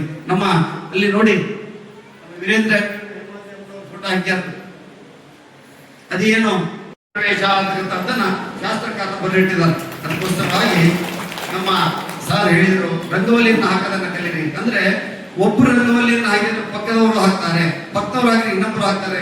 ಅದು ವಿಕಾಸ. ನಾವು ನೋಡಿ, ಒಂದು ಮನೆ ಜಾಣ ಆಗಬಾರದು. ಮನೆ ಕೇರಳಿರ್ತಕ್ಕಂಥ ಎಲ್ಲರೂ ಜಾಣರಾಗಬೇಕು, ವಿದ್ಯಾವಂತರಾಗಬೇಕು ಅಂತಕ್ಕಂಥ ಮನೋಭಾವನೆಯಲ್ಲಿ ನಾವಿದ್ರೆ ಆ ನಮ್ಮ ಈ ಹುಟ್ಟಿದ ಸಾರ್ಥಕ ಆಗ್ತದೆ, ನಮ್ಮ ಜೀವನ ಸಾರ್ಥಕ ಆಗ್ತದೆ, ನಮ್ಮ ಬುದ್ಧಿ ವಿಕಾಸ ಆಗ್ಬೇಕು. ಒಂದಕ್ಕಿಂತ ಎರಡು, ಎರಡಕ್ಕಿಂತ ಮೂರು ಆಗ್ಬೇಕು. ಅದರಲ್ಲಿ ಜ್ಞಾನದ ಸಂಪಾದನೆ ಮಾಡ್ರಿ. ಯಾರು ದಡ್ರಲ್ಲಿ ಇವತ್ತು ನೋಡ್ರಿ, ನೀವೆಲ್ಲರೂ ದಡ್ರು ಅಂತೀರಿ. ಹೆಂಗ್ ದಡ್ರು ನೀವು? ದಡ್ರಲ್ಲ, ಹೆಣ್ಮಕ್ಳು ದಡ್ರಲ್ಲ. ನೋಡ್ರಿ, ಒಂದು ಸಾಂಬಾರ್ ಮಾಡ್ತೀರಿ. ಸಾಂಬಾರ್ ಮಾಡ್ಬೇಕಾದ್ರೆ ಈ 1 ಲೀಟರ್ ನೀರಿಟ್ರೆ ಅದಕ್ಕೆ 50 ಗ್ರಾಮ್ ಖಾರ ಪುಡಿ, 10 ಗ್ರಾಮ್ ಸಾಂಬಾರ್ ಪುಡಿ, ನೀರು ಅಳತಿ ಮಾಡಿ ಹಾಕ್ತೀರ ನೀವೆಲ್ಲರೂ? ಏನು ಅಳತಿ ಮಾಡೋದಿಲ್ಲ. ಒಂದ್ ದಿವಸ 25 ಜನ ಬರ್ಲಿ, ಒಂದ್ ದಿನ 40 ಜನ ಬರ್ಲಿ, ಎಷ್ಟು ಬೇಕೋ ಅಷ್ಟು ಬಿಡಿ ಕೈಯಲ್ಲಿ ಅಳತಿಯಲ್ಲಿ ಹಾಕ್ತೀರಿ. ಆ ಸಾಂಬಾರ್ ಹೇಗಾಗಿರ್ತದೆ? ರುಚಿಯಾಗಿರ್ತದೆ. ಅದಕ್ಕೆ ನೀವು ಎಲ್ಲರಿಗಿಂತ ಜ್ಞಾನವಂತರು. ಆ ಜ್ಞಾನವನ್ನು ಪಸರಿಸಬೇಕು, ಮುಂದಕ್ಕೆ ಕೊಡಬೇಕು ಅಂತ ಜ್ಞಾನ ನಿಮ್ಮಲ್ಲಿ ಇದೆ ಹೆಣ್ಮಕ್ಳಲ್ಲಿ. ಆದ್ದರಿಂದ ಇವತ್ತು ಹೇಮಾವತಿ ಅವರು ಹೇಳಿದ್ದು ಬಹಳ ಸತ್ಯ. ಅದರಂತೆ ನೀವು ಜ್ಞಾನ ವಿಕಾಸವನ್ನು ಪಡೆದು ಉತ್ತಮ ಪ್ರಜೆಗಳಾಗಲಿ, ಉತ್ತಮ ಮಕ್ಕಳನ್ನ ಪ್ರಜೆಗಳನ್ನಾಗಿ ಮಾಡ್ರಿ ಅಂತಕ್ಕಂಥ ಮಾತನ್ನು ಹೇಳ್ತಾ ಇಲ್ಲಿವರೆಗೂ ಅವಕಾಶ ಕೊಟ್ಟಂತ ಎಲ್ಲರಿಗೂ ವಂದಿಸುತ್ತಾ ಧನ್ಯವಾದ ಮಾತನ್ನು ಮುಗಿಸ್ತಾರೆ. ಕಾರ್ಯಕ್ರಮದಲ್ಲಿ ಉಪಸ್ಥಿತಕ್ಕಂತ ಜಿಲ್ಲಾ ಜನಜಾಗೃತಿ ವೇದಿಕೆ ಸದಸ್ಯರಾಗಿರ್ತಕ್ಕಂಥ ಶ್ರೀಯುತ ನಾಗರಾಜ್ ಕತ್ತಿಗೆ ಸರ್ ಕಾರ್ಯಕ್ರಮದ ಉದ್ದೇಶ ಮಾಹಿತಿಯನ್ನು ನೀಡಬೇಕಾಗಿ ತಮ್ಮಲ್ಲಿ ಕೇಳಿಕೊಳ್ತೇನೆ.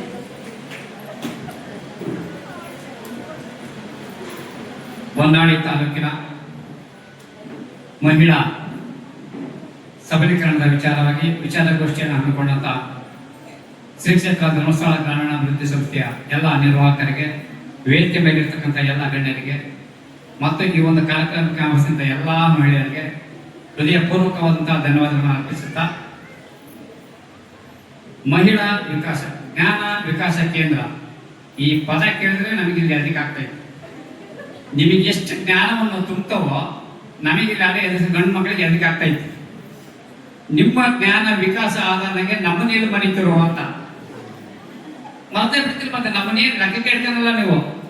ಈ ದೃಷ್ಟಿಯಿಂದ ದಯಮಾಡಿ ನೀವು ನಿಮ್ಮ ಜ್ಞಾನವನ್ನ ಇಲ್ಲಿ ತಿಳಿಸಿಕೊಟ್ಟಂತ ಮಾಹಿತಿಯನ್ನ ಪಡೆದು ನಿಮ್ಮ ವಿಕಾಸಕ್ಕೆ, ನಿಮ್ಮ ಕುಟುಂಬಕ್ಕೆ, ನಿಮ್ಮ ಸಮಾಜಕ್ಕೆ, ನಿಮ್ಮ ಊರಿಗೆ ಸಂಬಂಧಪಟ್ಟಂತೆ ವಿಕಾಸವನ್ನ, ನಿಮ್ಮ ಜ್ಞಾನವನ್ನ ವಿಸ್ತರಿಸುತ್ತಾ ಅಭಿವೃದ್ಧಿಯತ್ತ ಸಾಗಿದ್ರೆ ಮಾತ್ರ ನಾವು ನೀವು ಇರೋದು ಸಾಧ್ಯ. ನಮ್ಮನ್ನು ಬಿಟ್ಟು ನೀವು ಇರೋದಿಲ್ಲ, ನಿಮ್ಮನ್ನು ಬಿಟ್ಟು ನಾವು ಇರೋದು. ಮನೆ ಅಂತ ಕುಟುಂಬ ಅಂದ್ಮೇಲೆ ಒಂದೇ. ಆದ್ರೆ ಒಂದು ವಿಷಯ ನಿಮ್ಮಲ್ಲಿ ಒಂದು ಕಳಕಳಿ ಮನವಿ, ನಿಮಗೆಲ್ಲರಿಗೂ 70ನೇ ಕನ್ನಡ ರಾಜ್ಯೋತ್ಸವದ ಹಾಗೂ ಗಂಗಾ ಜಯಂತಿಯ ಶುಭಾಶಯಗಳನ್ನು ತಿಳಿಸುತ್ತಾ, ನಿಮ್ಮಿಂದ ಒಂದೇ ಒಂದು ವಿಷಯವನ್ನ ನಾವು ಬಳಸ್ತೀವಿ. ದಯಮಾಡಿ ಅದಕ್ಕೆ ರಿವರ್ಸ್ ನೀವು ಕೊಟ್ಟರೆ ನಾನು ಮಾತು ಮುಗಿಸ್ತೇನೆ. ಇಲ್ಲಾಂದ್ರೆ ಇನ್ನೊಂದು ಗಂಟೆ ಮಾತಾಡ್ತೀನಿ. ಎಲ್ಲರಿಗೂ ನಮಸ್ಕಾರಗಳು. ನಿಮ್ಮಿಂದ ನೀವು ಅದನ್ನ ಹೇಳೋ ಎಲ್ಲರಿಗೂ ನಮಸ್ಕಾರಗಳು, ಎಲ್ಲರಿಗೂ ನಮಸ್ಕಾರಗಳು. ಧನ್ಯವಾದ. ಎಚ್ಚರ ಮಾಡಿರ್ತಕ್ಕಂಥ ಜಿಲ್ಲಾ ಜನಜಾಗೃತಿ ವೇದಿಕೆ ಸದಸ್ಯರಾಗಿರ್ತಕ್ಕಂಥ ಶ್ರೀ ನಾಗರಾಜ್ ಸಾತಿಗೆ ಸರ್ ಅವರಿಗೆ ಕಾರ್ಯಕ್ರಮದ ಪರವಾಗಿ ಅಭಿನಂದನೆಗಳು. ಕಾರ್ಯಕ್ರಮವನ್ನು ಅಧ್ಯಕ್ಷತೆ ವಹಿಸಿಕೊಂಡಿರ್ತಕ್ಕಂಥ ಡಾಕ್ಟರ್ ಸುರೇಶ್ ಹೊಸಕೆರೆ ಸರ್ ಅವರು ಕಾರ್ಯಕ್ರಮದ ಉದ್ದೇಶಿಸಿ ಮಾತನಾಡಬೇಕಾಗಿ ಕೇಳಿಕೊಡ್ತೇನೆ. ಶ್ರೀ ಮಂಜುನಾಥ ಮಹಾ ನಮ್ಮ ಕನ್ನಡ ನಾಡಿನ ಹೆಮ್ಮೆಯ ನಡೆದಾಡುವ ದೇವರು ಪದ್ಮವಿಭೂಷಣ ಡಾಕ್ಟರ್ ಡಿ ವೀರೇಂದ್ರ ರೆಡ್ಡಿಜಿಯವರನ್ನು ಹಾಗೂ ಮಾತೃಶ್ರೀ ಹೇಮಾವತಿ ಅಮ್ಮನವರ ಆಶೀರ್ವಾದ ಬೇಡುತ್ತಾ, ಸುಂದರ ಸಮಾರಂಭದ ಜ್ಞಾನ ವಿಕಾಸ ಕಾರ್ಯಕ್ರಮದ ವೇದಿಕೆ ಮೇಲಿರುವ ಎಲ್ಲ ಗಣ್ಯರೇ, ಹಾಗೇನೆ ಎಲ್ಲ ವಿಷಯಗಳನ್ನ ಅರ್ಥ ಮಾಡಿಕೊಂಡು ಸಮಾಜದಲ್ಲಿ ಸಮಾಜವನ್ನು ಕಟ್ಟುವಂತಹ ಶಕ್ತಿಯುಳ್ಳಂತಹ ನನ್ನ ಎಲ್ಲ ತಾಯಂದ್ರೆ, ಸಮಯದ ಅಭಾವ ಕಮ್ಮಿ ಇದೆ. ಇಲ್ಲಿ ಎಲ್ಲ ಯೋಜನಾಧಿಕಾರಿಗಳು ಮತ್ತು ಸಂಘದ ಎಲ್ಲ ತಾಯಂದಿರೇ ಮತ್ತು ಸುದ್ದಿ ಮಾಧ್ಯಮದ ಬಿ ಸುರೇಶ್ ಅವರೇ, ಧ್ವನಿವರ್ಧಕರವರೇ ಇಲ್ಲ ಹೇಳ್ತಾ, ಇವತ್ತು ಎಲ್ಲರೂ ಸಹ ಜ್ಞಾನ ವಿಕಾಸದ ಬಗ್ಗೆ ತುಂಬಾ ಸವಿಸ್ತಾರವಾಗಿ ಮಾತನಾಡಿದ್ದಾರೆ. ಎರಡೆರಡು ವಿಷಯನ ಹೇಳಿ ನಾನು ಮುಗಿಸ್ತೀನಿ. ಯಾಕೆ ಅಂತಂದ್ರೆ ತುಂಬಾ ಸಮಯ ಕಾದಿದ್ರ. ನನ್ಗೆ ಫಸ್ಟ್ ಸಂತೋಷ ಆಗಿದ್ದು, ವರ್ಷಕ್ಕೊಮ್ಮೆ 6 ತಿಂಗಳಿಗೊಮ್ಮೆ ನಮ್ಮೆಲ್ಲ ಸಹೋದರಿಯರನ್ನ ನೋಡುವಂತ ಭಾಗ್ಯ ನನ್ನ ಯೋಜನೆ ಕಲ್ಪಿಸ್ಕೊಡ್ತಲ್ಲ ಅಂತ ನನ್ನ ಯೋಜನೆಗೆ ನನ್ನ ದೊಡ್ಡ ಹೃದಯಪೂರ್ವಕದ ಅಭಿನಂದನೆಗಳನ್ನ ತಿಳಿಸ್ತಾ, ಇವತ್ತು ಕನಕ ಜಯಂತಿ ಶುಭಾಶಯಗಳು, ಕನ್ನಡ ರಾಜ್ಯೋತ್ಸವ ಶುಭಾಶಯ ತಿಳಿಸ್ತಾ, ಇವತ್ತು ಎಲ್ಲ ಮಹನೀಯರು, ತಾಯಂದ್ರು ಮತ್ತು ಉಪನ್ಯಾಸಕರು ಎಲ್ಲರೂ ನನ್ನ ಸಹೋದರಿಯರನ್ನ ಹೊಗಳಿದ್ರು. ಎಲ್ಲ ನೀವು ದೇವರು, ಎಲ್ಲ ದೇವರು. ಮತ್ ಮನೆಯಲ್ಲಿ ಹೋಗಿ ಬರ್ರಿ ನಮ್ಗೆ ನಮ್ಮ ಲಕ್ಷ್ಮಣ ಸರ್ ಎಲ್ಲ ದೇವ್ರನ್ನು ಹೋಲಿಸಿದ್ದಾರೆ ನಮ್ಗೆ ಎಂದು ಕರೆದು ಚಂಡಿ ಚಾಮುಂಡಿ ಅವತಾರ ತಾಳಿ ಮತ್ತೆ ಅವತಾರ ತೋರಿಸ್ಬೇಡಿ ಅನ್ನೋದನ್ನ ಹೇಳ್ತಾ, ಆ ಘಟನೆಗೆ ಒಂದು ಉದಾಹರಣೆ ಹೇಳ್ತೀನಿ. ಯಾಕೆಂದ್ರೆ ಈ ಸಿಟ್ಟು ಅನ್ನೋಂಥದ್ದು ಮನುಷ್ಯನನ್ನ ಎಲ್ಲಿ ಇಟ್ಕೊಂಡು ಹೋಗುತ್ತೆ, ಸಂಸಾರನ ಎಲ್ಲಿ ತಗೊಂಡೋಗುತ್ತೆ ಅನ್ನೋದು ಇಲ್ಲಿ ನಡೆದ ಒಂದು ಘಟನೆಯನ್ನು ಹೇಳಿ ಮಾತನ್ನ ಮುಗಿಸ್ತೀನಿ. ಹೊನ್ನಾಳಿಯಲ್ಲಿ ನಮ್ಮ ಯೋಜನೆ ಬರೋದಕ್ಕಿಂತ ಮತ್ತೆ ಹೊನ್ನಾಳಿ ತಾಲೂಕು ನಮ್ಮ ಸಂಸ್ಥೆ ಬರೋದಕ್ಕಿಂತ ಮತ್ತೆ ಹೇಗಿತ್ತು ಅಂದ್ರೆ, ನಾವೇನಾದ್ರು ಕೇರಿಯಲ್ಲಿ ಹೋದ್ರೆ ನಮ್ಮ ಮಂಜಾಕ್ಷರನವರು ಅವ್ರು ಸಾಸವಳ್ಳಿ ಅಂತ ಹೇಳಿದ್ವಿ, ಅವರು ಸಹ ಹೊನ್ನಾಳಿ ದೊಡ್ಡಕೇರಿಯಲ್ಲಿ ಜನಿಸಿದಂತವರು. ಒಂದು ಪುಟ್ಟ ಆ ಗ್ರಾಮದಲ್ಲಿ ಜನಿಸಿ ಅವರು ಒಬ್ಬ ಉಪನ್ಯಾಸಕರಾಗಿ ಸಾಸವಳ್ಳಿ ಕೆಲಸ ಮಾಡ್ತಾ ಇದ್ದಾರೆ. ನಾಗರತ್ನ ಶಿಷ್ಣು ಅಷ್ಟೇ ಇವತ್ತು ಹೊನ್ನಾಳಿಯಲ್ಲಿ ಕೆಲಸ ಮಾಡಿ ಇವತ್ತು ರಾಷ್ಟ್ರಪತಿ ಪದಕವನ್ನ ಪಡ್ಕೊಂಡಿದ್ದಾರೆ. ಯಾಕೆ ಈ ಮಾತು ಹೇಳ್ತಿದ್ದೀನಿ ಅಂದ್ರೆ, ಮಂಜಾಕ್ಷರವರು ನೋಡಿದ್ದಾರೆ ಹೊನ್ನಾಳಿಯ ಹಿಂದಿನ ಕಥೆಗಳನ್ನ, ಸಹಿಸಿಕೊಳ್ಳಾದ ಭಾವನೆಗಳು ನಮ್ಮ ತಾಯಂದ್ರಿಗೆ ಜಾಸ್ತಿ ಇತ್ತು. ಯಾಕಂದ್ರೆ ಈ ಮನೆಯಲ್ಲಿ ಕಸ ಏನಾದ್ರು ಬಾಗಿಲು ಕಸ ಹೊಡಿಬೇಕಾದ್ರೆ ಪಕ್ಕದ ಮನೆಯಲ್ಲಿ ಹೊಡೆದು ಅದ್ರಲ್ಲೇ ದೊಡ್ಡ ಜಗಳ ಮಾಡುವಂಥದ್ದು. ಆದ್ರೆ ಇವತ್ತಂಗಿಲ್ಲ. ಇವತ್ತು ಪೂಜ್ಯರು ಹಾಕಿಕೊಟ್ಟಂತ ಶ್ರದ್ಧಾ ಕೇಂದ್ರದ ಸ್ವಚ್ಛತೆ ಕಾರ್ಯಕ್ರಮದ ಅಂಗವಾಗಿ ಆ ಪಕ್ಕದ ಮನೆಗೆ ಏನಾದ್ರು ನಮ್ಮ ಧರ್ಮಸ್ಥಳ ಸಂಸ್ಥೆಯ ಯೋಜನೆಯಲ್ಲಿ ಇಲ್ದಂಗೆ ನಾವು ಪಕ್ಕಕ್ಕೆ ಕೊಡೋದ್ರು ಸಹ ಆಯ್ತು ಬಿಡವ, ಹೊಡ್ ತುಂಬಾಕ್ತೀನಿ, ನಾವು ದೇಶನೇ ಸ್ವಚ್ಛ ಮಾಡೋರು, ಸಮಾಜವ ಸ್ವಚ್ಛ ಮಾಡೋರು, ಆದ್ರೆ ನಿಮ್ಮನೆ ಪಕ್ಕದ ಕಸ ಏನು ಹೊರೆಯಾಗಲ್ಲ ಅಂತೇಳಿ ಇವತ್ತಂತಾರೆ. ಅವತ್ತಂಗಲ್ಲ, ಗಂಡ ಹೆಂಡತಿ ಮಕ್ಕಳು ಅಕ್ಕಪಕ್ಕ ಕಸ್ಮರ್ಗೆಲ್ಲ ಚಿದ್ರಾಗಿ ಬಾಗ್ಲಾಗೆ ಹೊಡೆದಾಟಾಗಿ ಆ ಕಸ ಹೊಡೆಯೋದಕ್ಕೆಲ್ಲ ಜಗಳ ಆಗ್ತಿತ್ತು. ಆದ್ರೆ ಇವತ್ತು ನಮ್ಮ ಯೋಜನೆ ಬಂದು ಎಲ್ಲ ತಾಯಂದ್ರಿಗೆ ಬದುಕನ್ನ ಕಟ್ಸಿಕೊಡೋದ್ರ ಜೊತೆಗೆ ಇವತ್ತು ನಾವು ಸ್ವಾವಲಂಬಿಯಾಗಿ ಬದುಕನ್ನ ನಾವು ದಾರಿ ತೋರಿಸುವಂತ ಶಕ್ತಿ ನಮಗೆ ಬಂದಿದೆ. ನನ್ನ ಸಹೋದರಿಯರು ತುಂಬಾ ಚೆನ್ನಾಗಿ ಮಾತನಾಡಿದ ಶಿಲ್ಪಕ್ಕ ಮತ್ತು ಇವರು. ಆದ್ರೆ ಅದ್ರ ಜೊತೆಗೆ ಇನ್ನೊಂದು ತಾಳ್ಮೆಯನ್ನ ನನ್ನ ತಾಯಿನ ಕಳ್ಕೋಬಾರ್ದು ಅನ್ನೋದಕ್ಕೆ ಒಂದೇ ಒಂದು ಘಟನೆ ಹೇಳಿ ಮುಗಿಸ್ಬಿಡ್ತೀನಿ. ಇದು ನಡೆದ ಘಟನೆ. ಏನಾಯ್ತು ಅಂದ್ರೆ ನಮ್ಮ ತಾಯಂದ್ರು ಏನ್ ಮಾಡ್ತಾರೆ ಅಂದ್ರೆ ಅವ್ರ ಯಜಮಾನ್ರು ಅಣ್ಣ ತಮ್ಮ ತಂದೆ ಹೊರಗಡೆಯಿಂದ ಬರ್ತಾರೆ. ಇವರಿಗೆ ಆ ಪಕ್ಕದ ಮನೆಯಲ್ಲಿ ಏನಾರ ಅಂದ್ರೆ ಸಹಿಸ್ಕೊಳಕ್ಕಾಗಲ್ಲ. ಆತ ಎಲ್ಲಿಂದನೋ ಅವರು ದೊಡ್ಡ ಅಧಿಕಾರಿಯಾಗಿದ್ರು, ಬರ್ತಾ ಇದ್ರು ಮನೆಗೆ. ಬರೋ ಸಂದರ್ಭದಲ್ಲಿ ಈ ತಾಯಿ ಜೋರಾಗಿ ಅಳ್ಕಂತ, ರೀ ಅವಳ ಹಂಗಂದು ಹಿಂಗಂದು ಆ ಹುಣಸೆಕಾಯಿ ಹರ್ಕೊಂಡಿದ್ಕೆ ಸಿಕ್ಕಾಬಡಿ ಗಲಾಟೆ ಮಾಡಿದ್ಲು ಅಂತೇಳಿ ಆ ಪಾಪ ಬರ್ತಿದ್ದಂಗೆ ಗಂಡಿಗೆ ಏನೇನೆಲ್ಲ ಹೇಳಿದ್ರು. ಹೇಳಿದ ತಕ್ಷಣನೇ ಏನಾಯ್ತು ಅಂದ್ರೆ ಆತ ಸಿಟ್ಟಲ್ಲಿ ನೋಡ್ದ. ಅವರು ಬಂದ್ರು, ಆ ಕಡೆ ಮನೆಯವರು ಬಂದ್ರು, ಈ ಕಡೆ ಮನೆಯವರು ಬಂದ್ರು. ಎರಡೂ ಸಾರಿ ಗಲಾಟೆ ಆಯ್ತು. ಈತನಿಗೆ ಆಕಸ್ಮಿಕವಾಗಿ ಬರೀ ಏನು ಸಿಗಲಿಲ್ಲ, ಸಿಟ್ಟಲ್ಲಿ ಎದುರ್ಸಕ್ ಹೋಗಿ ಒಂದು ಕೊಡ್ಲೆ ಸಿಕ್ತು. ಹೊಡೆದಾಗ ಆ ಪಕ್ಕದ ಮನೆಯವೇ ಒಬ್ಬ ಮೃತಪಟ್ಟ. ಆದ್ರೆ ಇವತ್ತು ಸಹ ಆ ಘಟನೆ ಸಣ್ಣ ವಿಷಯ, ಜೈಲಲ್ಲಿದ್ದಾರೆ. ಯಾಕೆ ಮಾತಾಡ್ತೀನಿ ಅಂದ್ರೆ ನಾವೆಲ್ಲರೂ ಕಲ್ತ್ಕೊಂಡಿರ್ತೀವಿ. ತಾಳ್ಮೆ ಅನ್ನುವಂಥದ್ದನ್ನ ನಾವು ಕಲ್ಕಬೇಕಾಗುತ್ತೆ. ಅದ್ರ ಜೊತೆಗೆ ನಮ್ಮ ಮಕ್ಕಳಿಗೂ ಸಹ ಒಳ್ಳೆ ಸಂಸ್ಕಾರವನ್ನ ನಮ್ಮ ಮಂಜೇಶಮ್ಮರು ಹೇಳಿದಾಗೆ ಸಂಸ್ಕಾರ ಬಹಳ ಮುಖ್ಯ. ಯಾವತ್ತು ಸಿಟ್ಟಿ ಕೈಗೆ ಬುದ್ಧಿ ಕೊಡಬೇಡಿ. ಪಕ್ಕದವ್ರು ಬೈದ್ರ 5 ನಿಮಿಷ ಕಣ್ಗಿದ್ದು ಅದನ್ನ ಸಹಿಸ್ಕೊಳ್ಳೋ ಭಾವನೆಗಳು ಸಹ ನಮ್ಮ ತಾಯಂದರಿಗೆ ಇರಲಿ ಅನ್ನೋದನ್ನ ಹೇಳ್ತಾ ತಮ್ಮ ಮಕ್ಕಳಿಗೆ ಬೈಕ್ ಕೊಡ್ಸೋದ್ರ ಜೊತೆಗೆ ಡ್ರೈವಿಂಗ್ ಲೈಸೆನ್ಸ್ ಸಹ ಕೊಡಿಸ್ರಿ. ಹೇಗ್ ಹೋಗ್ತಾರೆ ಅನ್ನೋದ್ರ ಬಗ್ಗೆ ಗಮನ ಇರ್ಲಿ. ಮತ್ತೆ ನನ್ನ ಸಹೋದರಿಯರಿಗೆ ಇನ್ನೊಂದು ಕಳಕಳೆ ಮನವಿ ಅಂದ್ರೆ, ನಾವು ಇರೋದೇ ಧರ್ಮಸ್ಥಳ ಸಂಸ್ಥೆಯಲ್ಲಿ ಅಖಿಲ ಕರ್ನಾಟಕ ಜನಜಾಗೃತಿ ವೇದಿಕೆ ಅನ್ನುವಂತ ಹೆಮ್ಮೆಯ ಸಂಸ್ಥೆ ಕಾವುದು ಕಟ್ಕೊಂಡಿದ್ದಾರೆ. ಲಕ್ಷಾಂತರ ಜನಕ್ಕೆ ಕುಣಿತವನ್ನ ನಡೆಸುವಂತ ಕೆಲಸ ನಾವೆಲ್ಲ ಸೇರ್ಕೊಂಡು ಮಾಡ್ತಾ ಇದ್ದೀವಿ. ನನ್ನ ಜ್ಞಾನ ವಿಕಾಸಕ್ಕೆ ಬಂದಂತ ಸಹೋದರಿಯರ ಯಾರು ಅಣ್ಣ ತಮ್ಮ ಅವರ ಮನೆಯವರು ಅವ್ರ ಮಾವ ಕುಳಿತಾ ಇದ್ರೆ ದಯಮಾಡಿ ಅದಕ್ಕೂ ಸಹ ಸಹಕಾರ ಕೊಡದಂಗೆ ಅವರಿಗೆ ಕುಡಿತವನ್ನ ಬಿಡಿಸುವಂತ ಕೆಲಸದಲ್ಲಿ ನೀವು ಮುಖ್ಯ ಪಾತ್ರವನ್ನ ವಹಿಸ್ತೀರಾ ಅಂತ ಹೇಳ್ತಾ, ಸಮಯದ ಅವಕಾಶ ಕಮ್ಮಿ ಇದೆ. ಮತ್ತೊಮ್ಮೆ ಎಲ್ಲರೂ ಸಹ ಈ ವೇದಿಕೆಯಲ್ಲಿ ಸೇರ್ಲಿಕ್ಕೆ ಮಂಜುನಾಥ ಸ್ವಾಮಿ ಆಶೀರ್ವಾದ ಸಿಗಲಿ ಅಂತ ಹೇಳ್ತಾ, ವೇದಿಕೆ ಮೇಲಿರುವ ನನ್ನ ಗೌರವಿತ ಹೆಮ್ಮೆಯ ಸರಳ ಸಜ್ಜನಿಕೆಯ ಈ ಭಾಗದ ನನಗೆ ಯಾವತ್ತೂ ಸಹ ಕ್ರಿಯಾಶೀಲ ಅವ್ರು ನೋಡಿದ್ರೆ ನಮಗೂ ಸಹ ಉತ್ತೇಜನ ಬರುತ್ತೆ ಅಂತಹ ಗೌರವಿತ ಡೈರೆಕ್ಟರ್ ಅಂತ ಲಕ್ಷ್ಮಣ್ ಸರ್ ಅವರೇ, ಹಾಗೇನೆ ಡಾಕ್ಟರ್ ವಿಶ್ವನಟೇಶ್ವರ ಸರ್ ಅವರೇ, ನಾಗರತ್ನ ಸಿಸ್ಟರ್ ಮೇಡಮ್ ಅವರೇ, ಸುರೇಶ್ ಅಣ್ಣನವರೇ, ನಮ್ಮ ಯಾವತ್ತೂ ಧರ್ಮಸ್ಥಳ ಸಂಸ್ಥೆಯಲ್ಲಿ ಪೂಜೆ ಪುನಸ್ಕಾರಗಳಿಗೆ ನನ್ನ ಎಲ್ಲ ಇವತ್ತು ನನ್ನ ಸಹೋದರಿಯವರು ಇವತ್ತು ಜ್ಞಾನ ವಿಕಾಸದ ಕಾರ್ಯಕ್ರಮ ನಡೀತಾ ಇದೆ ಅಂದ್ರೆ ಎಷ್ಟು ಅವರು ಅವರಿಗೆ ಇಷ್ಟೆಲ್ಲ ಅದ್ದೂರಿಯಾಗಿದೆ ಅಂದ್ರೆ ಅವರು ಸಹ ಇವತ್ತು ಈ ಕಾರ್ಯಕ್ರಮ ಯಶಸ್ವಿ ಆಗಲಿಕ್ಕೆ ಕಾರಣೀಭೂತರಾಗಿದ್ದಾರೆ. ಅದ್ರ ಜೊತೆಗೆ ನಮ್ಮ ಯೋಜನಾಧಿಕಾರಿ ಲಕ್ಷ್ಮಣ್ ಸರ್ ಅಂತೂ ತಾಳ್ಮೆ, ಇವತ್ತು ನಮ್ಮ ಹೊನ್ನಾಳಿಗಾಗಿ ಅವರು ಇದಾರೆ ಹೆಸರು ಹೇಳಲೇಬೇಕು. ಯಾಕೆ ಅಂತಂದ್ರೆ 10 ವರ್ಷಗಳಿಂದ ಯೋಜನೆಯಲ್ಲಿ ಜನಜಾಗೃತಿ ವೇದಿಕೆ ಸದಸ್ಯ ಆಗದೆ ನಾವು ಕರೆದ್ರೂ ಸಹ ಆಗಿಲ್ಲ. ಆದರೆ ಪ್ರತಿಯೊಂದು ಕಾರ್ಯಕ್ರಮ ಇದ್ರು ಸಹ, ಧರ್ಮಸ್ಥಳದ ಕಾರ್ಯಕ್ರಮ ಇದ್ರು ಸಹ ಧರ್ಮಸ್ಥಳಕ್ಕೂ ಬರುವಂತ ವ್ಯಕ್ತಿ.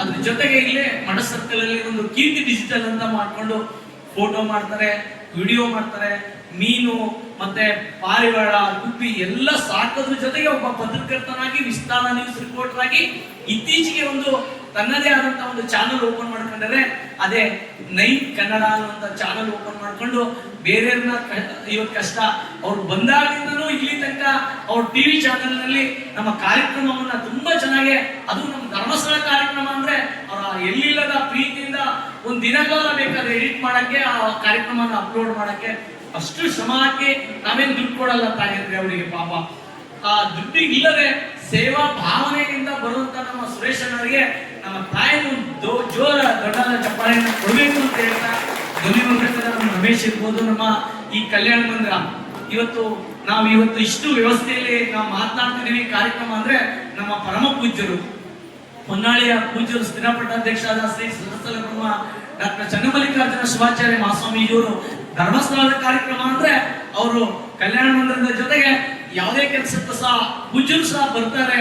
ಆ ಪೂಜ್ಯರು ಸಹ ನಾವು ಈ ಸಂದರ್ಭದಲ್ಲಿ ಅವರ ಪಾದಾರಗಳಿಗೆ ನಮಸ್ಕರಿಸ್ತಾ ನನ್ನ ಮಾತನ್ನ ಮುಗಿಸ್ತೀನಿ. ಜೈ ಹಿಂದ್, ಜೈ ಕರ್ನಾಟಕ, ಮತ್ತೆ ಜೈ ಜನಜಾಗೃತಿ. ಪರವಾಗಿ ಯೋಜನೆಯ ಪರವಾಗಿ ತುಂಬು ಹೃದಯದ ಅಭಿನಂದನೆಗಳನ್ನು ತಿಳಿಸುತ್ತೇನೆ. ಇನ್ನೂ ಮುಖ್ಯವಾಗಿ ಸಾಂಸ್ಕೃತಿಕ ಕಾರ್ಯಕ್ರಮಗಳಿದ್ದಾವೆ, ಮತ್ತೆ ಪೌಷ್ಟಿಕ ಆಹಾರ ಕಾರ್ಯಕ್ರಮಗಳು, ಹಾಗೆ ಕರಕುಶಲ ವಸ್ತುಗಳ ಬಗ್ಗೆ ಪರಿಶೀಲನೆ ಮಾಡಿ ಮತ್ತೆ ಪುಷ್ಪಗುಚ್ಛ, ರಂಗೋಲಿ ಎಲ್ಲವನ್ನೂ ಕೂಡ ವೇದಿಕೆ ಮೇಲಿರ್ತಕ್ಕಂಥ ವನಜಲಕ್ಷ್ಮಿ ಮೇಡಮ್ ಹಾಗೂ ನಾಗರತ್ನ ಮೇಡಮ್ ಅವರು ಪರಿಶೀಲನೆ ಮಾಡಿ ಬಹುಮಾನಗಳನ್ನು ಆಯ್ಕೆ ಮಾಡಬೇಕಾಗಿ ತಮ್ಮಲ್ಲಿ ಕೇಳ್ಕೊಳ್ತೇನೆ. ಈಗ ಒಂದು ಕಾರ್ಯಕ್ರಮದಲ್ಲಿ ಧನ್ಯವಾದ ಕಾರ್ಯಕ್ರಮವನ್ನು ಶ್ರೀ ಅವರು ನಡೆಸ್ಕೊಡ್ಬೇಕಾಗಿ ತಮ್ಮಲ್ಲಿ ಕೇಳ್ಕೊಳ್ತೇನೆ. ಓಂ ಶ್ರೀ ಮಂಜುನಾಥಾಯ ನಮಃ. ಪರಮ ಪೂಜ್ಯ ಡಾಕ್ಟರ್ ಡಿ ವೀರೇಂದ್ರ ಹಾಗೂ ಮಾತೋಶ್ರೀ ಅಮ್ಮನವರ ಕೃಪಾಶೀರ್ವಾದವನ್ನು ಬೇಡುತ್ತಾ ಸ್ಥಳ ಸಾನ್ನಿಧ್ಯ ದೇವರನ್ನು ಮನಸಾರೆ ಸ್ಮರಿಸುತ್ತಾ ಇವತ್ತು ನಾವು ಹಿರೇಕಲ್ ಮಟ್ಟದಲ್ಲಿ ತಾಲೂಕು ಮಟ್ಟದ ಮಹಿಳಾ ವಿಚಾರಗೋಷ್ಠಿ ಕಾರ್ಯಕ್ರಮವನ್ನು ಹಮ್ಮಿಕೊಂಡಿದ್ದು, ಈ ಕಾರ್ಯಕ್ರಮದ ಅಧ್ಯಕ್ಷತೆಯನ್ನು ವಹಿಸಿದಂತ ಶ್ರೀಯುತ ಸುರೇಶ್ ಮಶ್ಕೇರೆ, ನಿಕಟಪೂರ್ವ ಅಧ್ಯಕ್ಷರು, ಜಿಲ್ಲಾ ಜನಜಾಗೃತಿ ವೇದಿಕೆ ದಾವಣಗೆರೆ, ಇವರಿಗೆ ಯೋಜನೆಯ ಪರವಾಗಿ ಹಾಗೂ ಮಹಿಳಾ ವಿಚಾರಗೋಷ್ಠಿ ಕಾರ್ಯಕ್ರಮದ ಪರವಾಗಿ ತುಂಬು ಹೃದಯದ ಧನ್ಯವಾದವನ್ನು ಅರ್ಪಿಸುತ್ತೇನೆ. ಹಾಗೂ ಈ ಕಾರ್ಯಕ್ರಮದ ಉದ್ಘಾಟಕರಾದ ಶ್ರೀಯುತ ಲಕ್ಷ್ಮಣ್ ಎಂ, ಜಿಲ್ಲಾ ನಿರ್ದೇಶಕರು, ಶ್ರೀ ಕ್ಷೇತ್ರ ಗ್ರಾಮಾಭಿವೃದ್ಧಿ ಯೋಜನೆ ದಾವಣಗೆರೆ ಜಿಲ್ಲೆ, ಇವರಿಗೂ ಸಹ ಯೋಜನೆ ಪರವಾಗಿ ಹಾಗೂ ಸೇರಿದಂತೆ ಎಲ್ಲ ಸದಸ್ಯರ ಪರವಾಗಿ ತುಂಬು ಹೃದಯದ ಧನ್ಯವಾದವನ್ನು ಅರ್ಪಿಸುತ್ತೇನೆ. ಹಾಗೂ ಈ ಕಾರ್ಯಕ್ರಮಕ್ಕೆ ಮುಖ್ಯ ಅತಿಥಿಗಳಾಗಿ ಆಗಮಿಸಿರುವಂತಹ ಶ್ರೀಯುತ ವಿಶ್ವ ನಟೇಶ್, ನಿವೃತ್ತ ಸಹಾಯಕ ನಿರ್ದೇಶಕರು, ಪಶುಪಾಲನೆ ಇಲಾಖೆ, ಹೊನ್ನಾಳಿ, ಇವರಿಗೂ ಕೂಡ ತುಂಬು ಹೃದಯದ ಧನ್ಯವಾದವನ್ನು ಅರ್ಪಿಸುತ್ತೇನೆ. ಹಾಗೆ ಶ್ರೀಮತಿ ನಾಗರತ್ನ ಟಿ, ರಾಷ್ಟ್ರ ಪ್ರಶಸ್ತಿ ಪುರಸ್ಕೃತರು, ಪ್ರಾಥಮಿಕ ಆರೋಗ್ಯ ಸುರಕ್ಷಣಾಧಿಕಾರಿ, ಹೊನ್ನಾಳಿ ತಾಲೂಕು, ಇವರಿಗೂ ಕೂಡ ಪ್ರೀತಿಪೂರ್ವಕ ಧನ್ಯವಾದವನ್ನು ಅರ್ಪಿಸುತ್ತೇನೆ. ಹಾಗೆ ನಮಗೆ ಈ ಮಹಿಳಾ ವಿಚಾರಗೋಷ್ಠಿ ಕಾರ್ಯಕ್ರಮದಲ್ಲಿ ಕುಟುಂಬ ಮತ್ತು ಉತ್ತಮ ಸಮಾಜ ನಿರ್ವಹಣೆಯಲ್ಲಿ ಮಹಿಳೆಯರ ಪಾತ್ರದ ಬಗ್ಗೆ ಮಾಹಿತಿಯನ್ನು ನೀಡಿದಂತ ಶ್ರೀಮತಿ ವನಜಾಕ್ಷಿ ಮೇಡಮ್, ಉಪನ್ಯಾಸಕರು, ಸಾಸ್ರಳ್ಳಿ ಕಾಲೇಜ್, ಇವರಿಗೂ ಕೂಡ ಪ್ರೀತಿಪೂರ್ವಕ ಧನ್ಯವಾದವನ್ನು ಅರ್ಪಿಸುತ್ತೇನೆ. ಹಾಗೆ ನಮ್ಮ ಜನಜಾಗೃತಿ ವೇದಿಕೆಯ ಸದಸ್ಯರಾಗಿರುವಂತಹ ನಾಗರಾಜ್ ಕತ್ಗೆ ಸರ್ ಅವರು ಕೂಡ ಇದ್ದಾರೆ, ಅವರಿಗೂ ಕೂಡ ಪ್ರೀತಿಪೂರ್ವಕವಾದ ಧನ್ಯವಾದವನ್ನು ಅರ್ಪಿಸುತ್ತೇನೆ. ಹಾಗೂ ನಮ್ಮ ಕುರುವ ಒಕ್ಕೂಟದ ಅಧ್ಯಕ್ಷರಾಗಿರುವಂತಹ ಸುರೇಶನ್ ಅವರು ಇದ್ದಾರೆ, ಅವರಿಗೂ ಕೂಡ ಪ್ರೀತಿಪೂರ್ವಕವಾದ ಧನ್ಯವಾದವನ್ನು ಅರ್ಪಿಸುತ್ತೇನೆ. ಹಾಗೆ ಅದೇ ರೀತಿ ಕುರುವಾದಿಂದ ದತ್ತಾತ್ರೇಯ ಭಟ್ ಅವರು ಕೂಡ ಆಗಮಿಸಿದ್ದಾರೆ, ಅವರಿಗೂ ಕೂಡ ಪ್ರೀತಿಪೂರ್ವಕವಾದ ಧನ್ಯವಾದವನ್ನು ಅರ್ಪಿಸುತ್ತೇನೆ. ಅವರು ಕೂಡ ಬಹಳಷ್ಟು ಸಹಕಾರ ನೀಡ್ತಾ ಇರುವಂತವರು ಕೂಡ ವೇದಿಕೆ ಮುಂಭಾಗದಲ್ಲಿದ್ದು ನಮ್ಮ ಎಲ್ಲಾ ಕಾರ್ಯಕ್ರಮವನ್ನ ಚಿತ್ರೀಕರಣ ಮಾಡಿದ್ದಾರೆ, ಅವರನ್ನು ಕೂಡ ವಂದಿಸಿಕೊಳ್ತಾ ಇದ್ದೇನೆ. ಆತ್ಮೀಯ ನನ್ನೆಲ್ಲ ಜ್ಞಾನ ವಿಕಾಸ ಕೇಂದ್ರದ